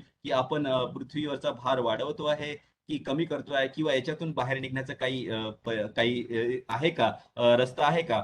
आता तिथे जाण्याच्या पूर्वी हे हे एक थोडासा शेवटचा एपिसोड असेल माझ्या प्रेझेंटेशनचा, की महाभारतामध्ये बरेचसे पशु पक्षी हे मानवाशी संवाद साधताना आपल्याला दिसून येतात. उदाहरणार्थ एक पिजनची गोष्ट आहे की एक जो शिकारी असतो तो जंगलामध्ये जातो आणि तिथे जी शी पिजन असते फिमेल, तिला पकडतो आणि जेव्हा मग तिचा पती पिजन जो कबूतर असतो तो परत येतो आणि तो पाहतो की माझ्या पत्नीला यांनी पकडलेला आहे आणि मग तो रुदन करतो, त्याला बरंच दुःख होतं आणि तो दुःख करत बसलेला असतो आणि त्या झाडाखाली त्या व्याधाने स्वतःला वॉर्म करण्यासाठी शेकोटी पेटवलेली असते. पण पिजनला हे पण वाटतं की हा तर माझ्या घरी आलेला अतिथी आहे, आता याच्या जेवणाची व्यवस्था कशी करायची. आणि म्हणून तो स्वतःचा बळी देतो त्या जळत्या अग्नीमध्ये. म्हणजे त्याचं जे रोज झालेलं फ्लेश जे असतं, बघा फार विभत्स विवरण आहे, पण या विभत्स विवरणामागचं एक कारण असं असतं की मांस खाण्यापासून आणि पशु पक्ष्यांना हिंसा करण्यापासून माणसाने प्रवृत्त व्हावं असं मला वाटतं. आणि स्वतःला तो जाळून घेतो आणि पण त्याचं जे सॅक्रिफाईस पाहून त्या व्याधाचं मन परिवर्तन होतं आणि तो शिकार करण्याचं सोडून देतो. त्याच्यानंतर दुसरी अॅनिमलच्या 2-3 गोष्टी सांगतो आणि मग त्याचं थोडंसं विश्लेषण मी करण्याचा प्रयत्न करतो. जेव्हा पांडव हे यज्ञ करतात आपल्या युद्धानंतर, युद्धामध्ये जिंकतात आणि मग नंतर यज्ञ होतो, त्या यज्ञामध्ये फार मोठ्या प्रमाणात दान दक्षिणा देण्यात येते. तिथे एक मुंगूस जातो आणि तो मुंगूस त्या यज्ञाच्या राखेमध्ये स्वतःला तो लोळतो आणि त्याच्यानंतर त्या मुंगसाचं अर्ध शरीर जे असतं ते सोनेरी असतं. आणि मग त्याच्यानंतर तो मुंगूस हसतो. खरं तर मुंगूस हसतो की नाही आपल्याला माहित नाही, पण महाभारतकार वर्णन करतात. तो मुंगूस हसतो आणि मग पांडवाची उपेक्षा करतो आणि सांगतो की अरे, या तुझ्या यज्ञापेक्षा त्या ब्राह्मणाचा यज्ञ फार मोठा होता, ज्यांनी त्याच्या जवळ असलेले फक्त मुठभर जे धान्य होतं ते सुद्धा, मुठभर जो भात होता तो दान देऊन दिला आणि त्याच्या सगळ्या परिवाराचा मृत्यू झाला, कारण ते भुकेले होते. ते भुकेले होते आणि त्यांच्याजवळ फक्त मुठभर धान्य कुठून तरी मिळालं, ते त्यांनी शिजवलं. पण ते नेमकेच तेव्हा अतिथी आले आणि अतिथी इज अ गॉड. त्या अतिथीला त्यांनी ते सगळं दान देऊन दिलं आणि त्याच्यामध्ये त्याचा मृत्यू झाला. आणि तिथे जे 4 भाताचे जे शीतं पडलेले होते तिथे मी लोळलो, त्यामुळे माझं अर्ध शरीर हे सोन्याचं झालं. आणि तुम्ही इतका मोठा दानधर्म केला. हा दानधर्म खरा दानधर्म नाही, हा तुमचा दिखावा होता. आपल्याकडे करोडोची संपत्ती असली आणि आपण त्यातले काही लाख दान केले तर हा फार मोठा दान नाही आहे. पण तुमच्याकडे फक्त 10च रुपये असले आणि 10 रुपये तुम्ही जर का कोणाला देऊन दिले तर कोण मोठा दानी आहे? हे आपल्याला मुंगुसाच्या माध्यमातून महाभारतकार सांगण्याचा प्रयत्न करतात. आता खरं तर ही गोष्ट एखाद्या माणसाच्या किंवा एखाद्या ऋषीच्या तोंडून घालता आली असती महाभारतकारांना, पण त्यांनी या पशुपक्ष्याच्याच तोंडून का बरं आपल्याला सांगण्याचा प्रयत्न केला? तसंच एक पुजनी नावाची पक्षी नसते. ती पुजनी आणि एका राजाचा डायलॉग आहे आणि ती पुजनी कोणाशी मैत्री करावी, कोणाशी करू नये, कोणत्या परिस्थितीमध्ये मैत्री करणं चांगलं राहतं, कोणत्या परिस्थितीमध्ये आता मैत्री होऊ शकत नाही आणि आता आपण दूर गेलेलं बरं, हे सांगण्याचा प्रयत्न करतं. स्नेक, साप, ज्याच्या दंशामुळे मृत्यू होतो, तो एका मनुष्याशी संवाद साधतो की हिंसा आणि अहिंसा कशाला म्हणतात. या मुलाचा मृत्यू झाला माझ्या दंशामुळे, पण मी फक्त माध्यम मात्र आहे, हे याच्या कर्मामुळे याचा मृत्यू झाला आहे, हे साप मनुष्याला सांगण्याचा प्रयत्न करतं.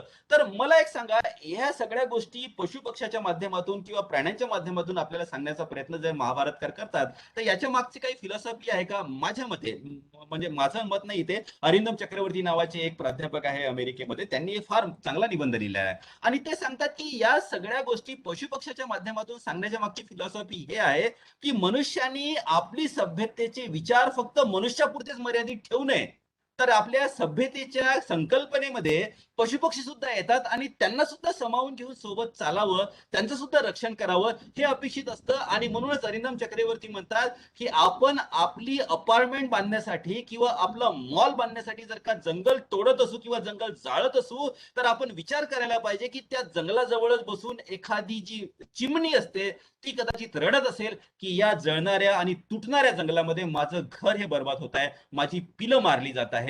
हे हे विचार करायला महाभारत आपल्याला प्रवृत्त करतं, असं अरिंदम चक्रवर्ती आपल्याला सांगण्याचा प्रयत्न करतात. तर आता मी लास्टली थोडंसं समअप करण्याचा प्रयत्न करतो. महाभारत आपल्याला सांगण्याचा प्रयत्न करतं व्याधाच्या माध्यमातून की व्हायलन्स, हिंसा जी आहे ती निहित आहे. आपण श्वासोश्वास घेताना सुद्धा कितीतरी मायक्रो ऑर्गॅनिझमची हत्या करतो, शेती करताना कितीतरी मायक्रो ऑर्गॅनिझमची हत्या करतो. पण माणसांनी संयमाने आणि विवेकबुद्धीने आपल्या जगण्यामुळे होणारी हिंसा किंवा आपल्या जगण्यामुळे जे हार्म आपण एन्व्हायरमेंटला करतो ते कमी करण्याचा प्रयत्न करावा. उदाहरणार्थ, आपण कार्बन डायऑक्साईड फार मोठ्या प्रमाणात सोडतो. जर का आपण 60 वर्ष जगलो तर 60 वर्षात आपण कितीतरी कार्बन डायऑक्साईड सोडून देऊ. तर याला काउंटर बॅलन्स करण्यासाठी काय करावं लागेल? अर्थात झाडं लावावे लागतील. तर आपल्या एक्झिस्टन्समुळे, आपण आपल्या अस्तित्वामुळे जी हानी पर्यावरणाला आणि पृथ्वीला होते ती कमी करण्याचा प्रयत्न आपण जरूर करावा, असं महाभारत आपल्याला सांगण्याचा प्रयत्न करतो. आणि ते कुठेतरी आपण संयमाने करू शकतो असं ते सांगतं. आणि म्हणूनच ही जाणीव करून देण्याचा प्रयत्न करतात की तुमचं जगणं जे आहे ते हिंसात्मक आहे बरं. तुम्ही पशुपक्ष्याची हिंसा करता, कोणाचे झाडं जाळता, कोणाचे जंगल जाळता, आणि ते आपण संयमाने कमी करण्याचा प्रयत्न निश्चितच करावा, असं महाभारत आपल्याला सांगण्याचा प्रयत्न करतं. महाभारत आपल्याला पंचमहाभूत सुद्धा सांगण्याचा प्रयत्न करतं, हे कुरेती सरांनी एक्सप्लेन केलेलं आहे त्या दिवशी. आणि या पंचमहाभूत, सगळी सृष्टी, मनुष्याचं शरीर आणि सगळी सृष्टी सुद्धा या पंचमहाभूतातून बनलेली आहे. आणि या पंचमहाभूतापैकी कुठलंही एलिमेंट जर का आपण खराब केलं तर त्याचे परिणाम आपल्यावर निश्चितच होतील. आपल्याला माहित आहे, मायक्रोप्लास्टिक, जे की आपण फिल्टर करू शकत नाही, ते पाण्यामध्ये घुसलेलं आहे आणि पाण्याच्या माध्यमातून ते आपल्या शरीरात जात आहे आणि आपल्या शरीराची फार मोठ्या प्रमाणात हानी करत आहे. त्याच्यामुळे वेगवेगळ्या बिमारी होत आहे.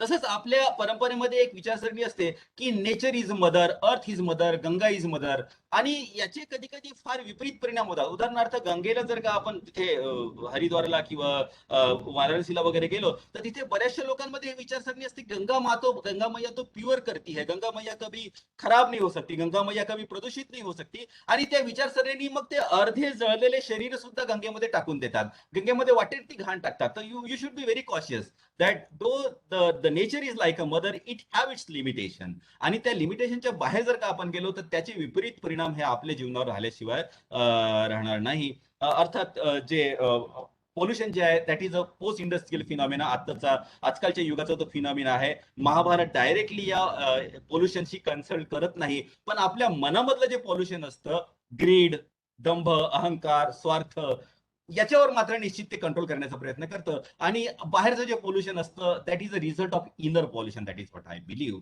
It is all because of the greed that आपण संयम विसरून गेलेलो आहे आणि त्याचेच विपरीत परिणाम आपल्याला पर्यावरण प्रदूषणाच्या माध्यमातून दिसत आहे. Well, let me go to the next. I think, yeah, I have reached to the end, and thank you so much for the patience listening. खरं तर आपल्या शेड्यूल मध्ये माझं लेक्चर मी ठेवलं नव्हतं, कारण मला वाटत होतं बरेचसे रिसोर्स पर्सन आहे आणि त्यांनी बोलावं, माझा आपल्याशी संवाद होतच होता. आप लोग मुझे झेल रहे हो करीब करीब 10-12 दिनों से, आणि परत मी आपल्याला काही सांगावं असं बरोबर नव्हतं. पण अचानक प्रोफेसर लेंडे सरांचं काही अर्जंट काम आलं आणि त्याच्यामुळे मला आपल्याशी संवाद साधायला चान्स मिळाला. मला फार आनंद झाला. आपण सगळ्यांनी फार शांतपणे ऐकून घेतलं. चॅट बॉक्स मध्ये जर का काही क्वेश्चन, मला वाटतं एकदम क्वेश्चन मला दिसले होते. एक मिनिट. सर धन्यवाद. सर कापशीकर सर बोलतो सर. हा धन्यवाद बोला सर. सर. कापशी, आपण हा सर. हा तर बोला आज बोला सर, आपण बोला मला. अत्यंत विद्वत्तापूर्ण असं भाष्य केलेलं आहे, विश्लेषण केलेलं आहे. महाभारत हा सगळ्यांचा जिव्हाळ्याचा विषय आणि त्यावर आपण भाष्य केलं. सर या अनुषंगानं माझा एक असा प्रश्न होता की महाभारत या विषयावर आपण भाष्य करत असताना तत्वज्ञान आणि या विषयात आपण उहापोह केला, परंतु महाभारत या विषयाकडे आपल्याला एक इतिहास म्हणून बघता येईल का? कारण की डॉक्टर बाबासाहेब आंबेडकर असं म्हणतात की असं नाही की प्राचीन भारताला इतिहास नाही, परंतु प्राचीन भारताचा जो सगळा इतिहास आहे तो भट, ब्राह्मण आणि पुरोहितांनी धर्मग्रंथांचं स्वरूप देऊन त्याला देव्हाऱ्यामध्ये लाल कपड्यात गुंडाळून ठेवण्याचं काम केलेलं आहे. आणि जर आपण महाभारतासारख्या अतिशय महत्वाच्या विषयाकडे जर आपण इतिहास म्हणून जर बघू शकू तर आपल्याला त्यातून निश्चित असं बरंचसं ज्ञान किंवा बराचसा सत्य परिस्थिती आपल्याला निदर्शनास येऊ शकते.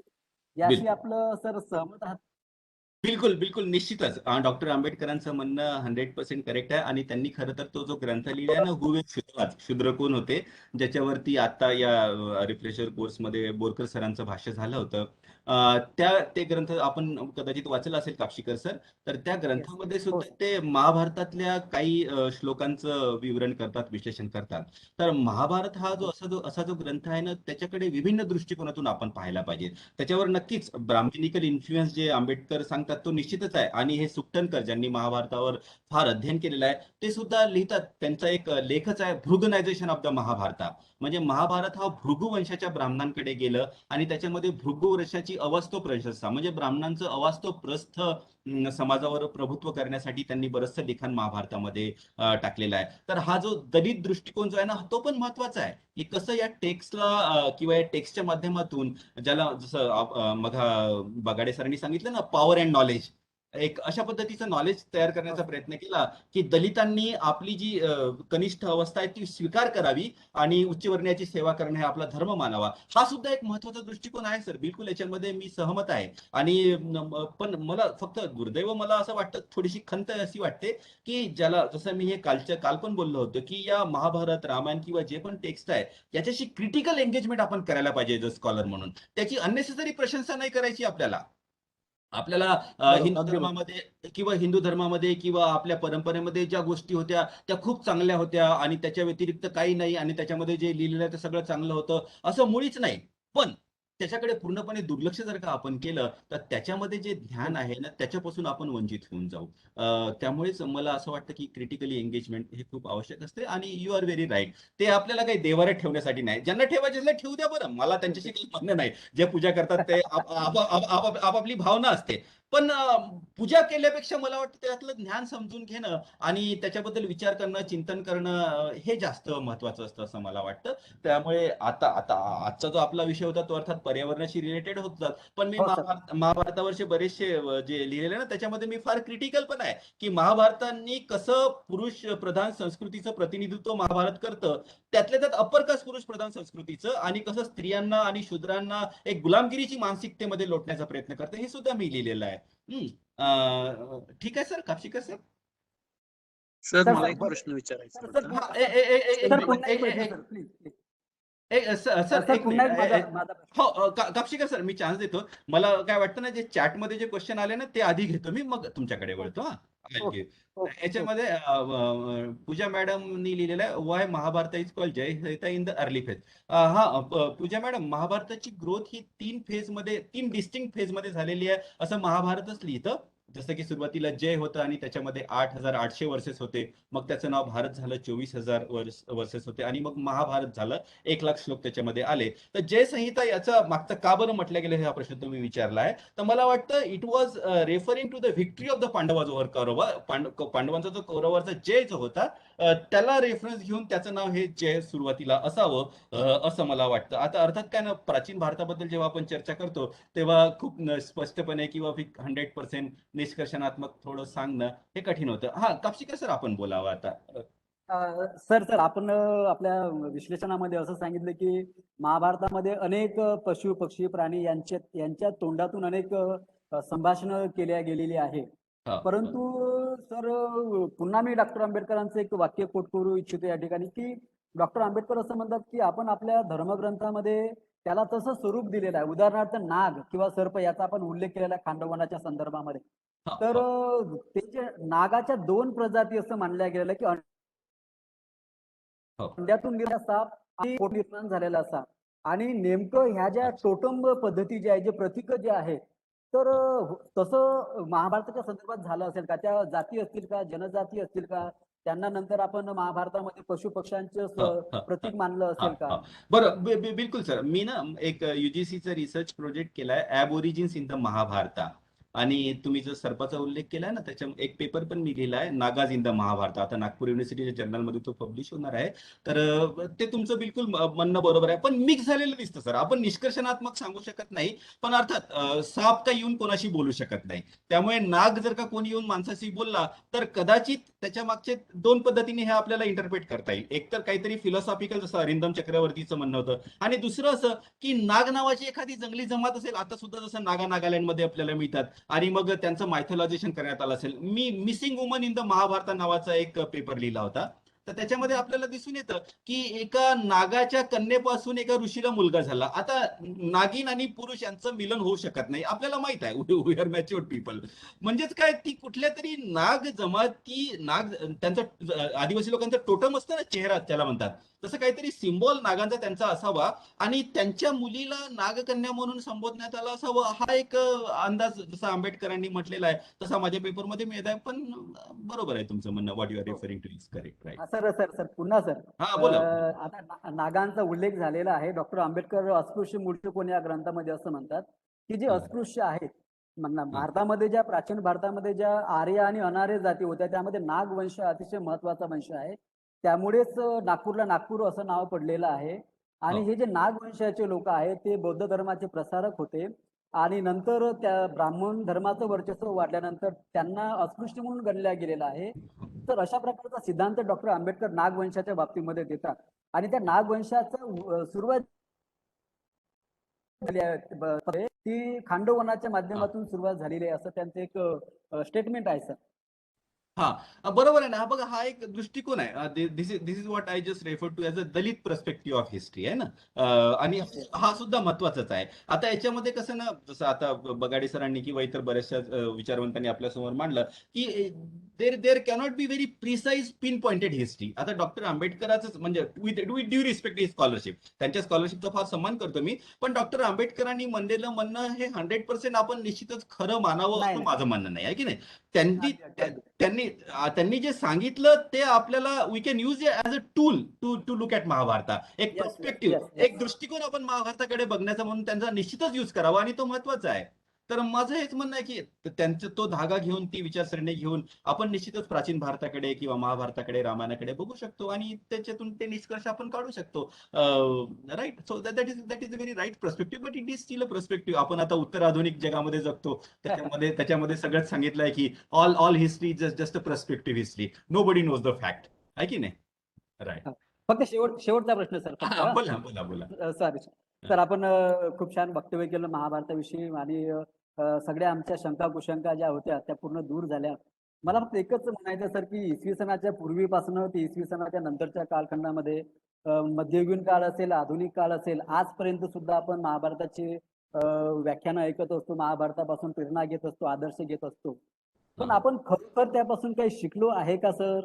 की जशी परिस्थिती आज आपल्याला, आपण बोललो की पर्यावरणाचा प्रदूषण टाळायला पाहिजे, या सगळ्या गोष्टी, हिंसा टाळायला पाहिजे, या सगळ्या आपण, तुम्ही म्हटलं की आत्म्याचं प्रदूषण दूर करण्याचा प्रयत्न आपण करतो महाभारताच्या माध्यमातून.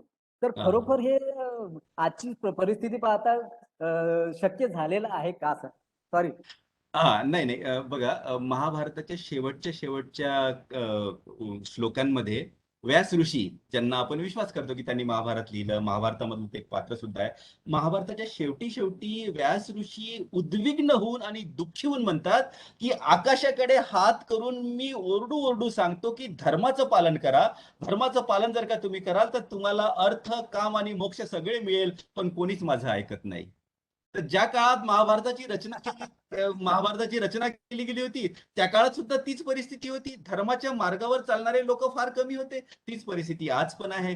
भगवद्गीतेमध्ये कृष्ण अर्जुनाला सांगतो की हजारातला एखादाच धर्माच्या मार्गावर जाण्याचा प्रयत्न करतो आणि त्यांच्यापैकी एखादाच सक्सेसफुल होतो. तर धर्माच्या, जसं सुरुवातीला सांगितलं ना, अहिंसेचं पालन करणं सोपं नाहीये. शिबी राजाला आपलं शरीर त्याग करावं लागलं होतं. आपण आपली टेस्ट त्याग तरी करू शकतो का? सांगा बरं मला तुम्ही. रश्श्याची भाजी आपल्याला रविवारी पाहिजे असते. आहे की नाही? मी सांगतो तुम्हाला, धर्माच्या मार्गावर चालणं आणि अहिंसेच्या मार्गावर चालणं किंवा हे फार तेवढं सोपं नाही. It takes lot of effort, it takes lot of sacrifices. Alright. Thank you very much sir. Sir, hello sir. Sir, मला एक प्रश्न विचारायचा होता. सर, गाई आणि बैल यांच्या संदर्भात आपण बोललात. सर, आवाज येतोय माझा?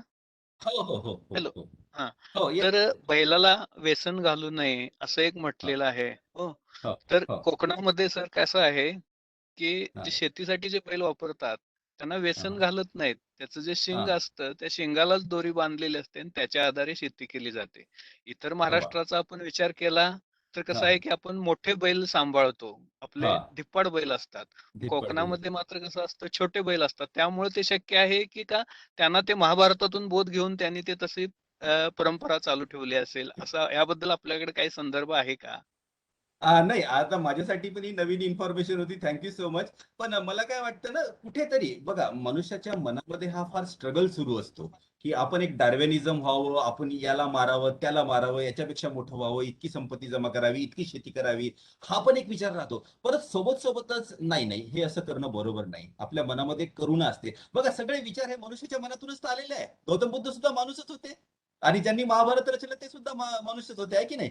त्यामुळे कुठेतरी ज्या व्यक्तीने ती प्रॅक्टिस कोकणामध्ये सुरू ठेवली असेल, त्यांना कदाचित कुठेतरी वाटलं असेल की नाही विनाकारण ते, तुम्ही जर का कधी, मी शेतकऱ्याचाच मुलगा आहे, तुम्ही जर का कधी ते पाहिलं, जेव्हा बैलाला नाकामध्ये घुसवून त्याला छिद्र करण्यात येतं, ते फार विभत्सक असतं. तो बैल ओरडतो आणि त्याच्यातून रक्त निघतं. तर कदाचित कोणाच्या तरी मनामध्ये, परंपरेमध्ये तसं आलं असेल की असं करणं बरोबर नाही.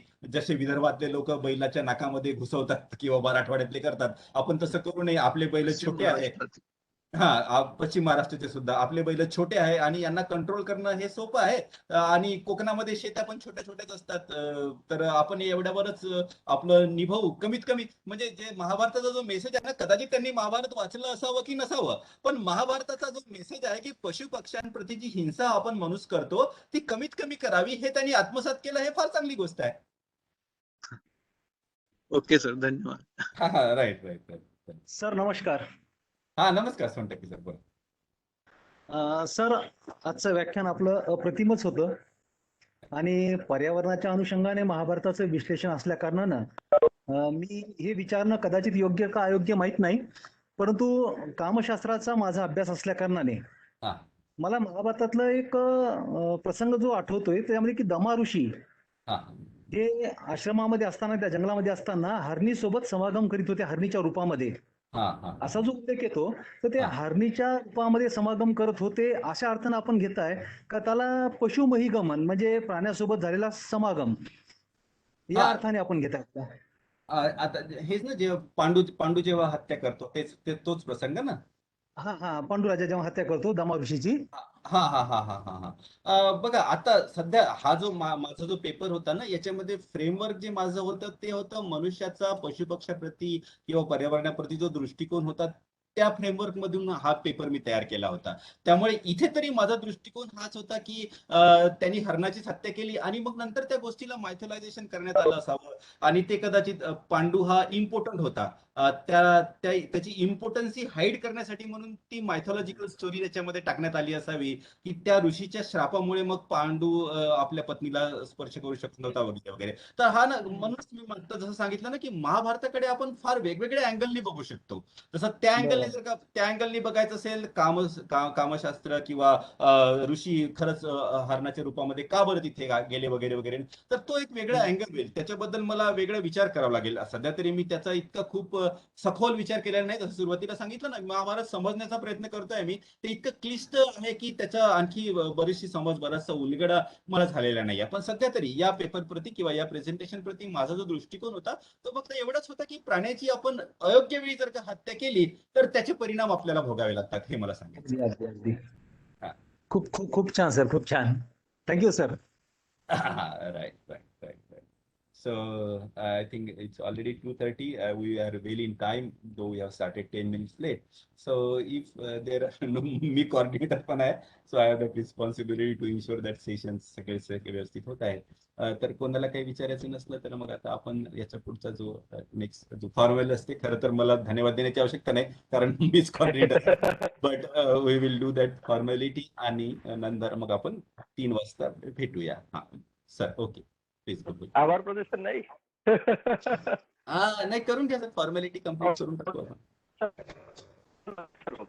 धन्यवाद सर, फार सर. नवीन आणि पैलू आता या सत्रामध्ये असणारी डॉक्टर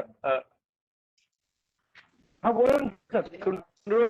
सर बोला बोला बोला सर बोला. मला फक्त सरांना हे म्हणायचं होतं, प्रश्न नव्हता माझा. सरांनी अप्रतिम मांडणी जी महाभारताची केली, त्यातनं जे नवे संदर्भ आणि नवे पैलू उलगडल्या गेले त्याबद्दल सरांना मी धन्यवाद देतोय. कारण आपण साधारणपणे जसं आम्ही राज्यशास्त्राचे विद्यार्थी राजनैतिक दृष्टिकोनातून आम्ही त्याच्याकडे बघण्याचा प्रयत्न करतो की मग नीतीशास्त्र काय आहे, राज्यशास्त्र काय आहे, मग त्याच्यामध्ये येणारी भीष्माची आवर्तन असेल किंवा इतर असणारी मांडणी असेल. पण सरांनी आज पर्यावरणाच्या दृष्टिकोनातून एक नवा असणारा संदर्भ मला यासाठी महत्वाचा वाटतो की जागतिकीकरणाच्या पटलावर आणि भांडवली व्यवस्थेच्या संदर्भात आम्ही आमची मूल्ये जर समजून घेण्याचा प्रयत्न केला तर मला वाटतं की एक शाश्वत असणाऱ्या विकासाची संकल्पना तर निर्माण होईल, पण मानवी जीवनाची शाश्वत मूल्य सुद्धा यातून आकारात येऊ शकतात. सरांच्या असणाऱ्या म्हणजे मला थोडासा म्हणजे एक छोटस असणारा संदर्भ त्यामध्ये मांडायचा होता की गांधींनी अनासक्ती योग जो मांडला, ज्या अहिंसा परमधर्माच्या संदर्भांमध्ये, ते महाभारतातील शांतता आणि अहिंसेच्या आधारावर जी मांडणी केलेली आहे ती ज्यावेळेला आपण बघतो त्याला तो पण एक असणारा मानवी पैलू मग आपल्याला अहिंसेच्या रूपातनं दिसायला लागतो. तर ही जी काही सगळी समस्त मांडणी आहे तर ती आपल्या प्राचीन वारशाला, जो वारसा जो समृद्ध आहे खऱ्या अर्थाने, त्याला जर घेऊन आपण समस्त असणाऱ्या वर्गाने पुढची पाऊलवाट रुंद केली तर मला वाटतं की हा असणारा विकास शाश्वततेच्या असणाऱ्या मार्गांवर निश्चितच जाऊ शकतो. आणि म्हणून सरांचं खूप खूप मनापासून अभिनंदन आणि सर धन्यवाद. Thank you, sir. I think outside, sir, please complete the formality so that we can break for a tea and join. हा दिसतो सर, आवाज येत आहे. हा, येतोय. येत आहे. हा, येस. हा, आजच्या या द्वितीय सत्रामध्ये डॉक्टर रवी खंगई सरांनी महाभारतावर, विशेष करून महाभारतातील पर्यावरण आणि पशूंच्या प्रकाश टाकण्याचा प्रयत्न केला. विशेष करून आपल्याला हे माहिती आहे की सरकार पशूंच्या संरक्षणासाठी, पर्यावरणाच्या संरक्षणासाठी सतत कार्यशील आहे, पण महाभारतातून दिला गेलेला आहे हे पहिल्यांदाच आज मला या व्याख्यानाच्या माध्यमातून कळलं. सर माझे कन्सेप्ट या संदर्भात क्लिअर झाल्या त्याबद्दल सर मी व्यक्तिशः आभारी आहे. आणि या रिफ्रेशर उपस्थित सर्व प्राध्यापक वृंदाच्या वतीने सुद्धा मी आभारी आहे. धन्यवाद सर, धन्यवाद. Thank you very much sir.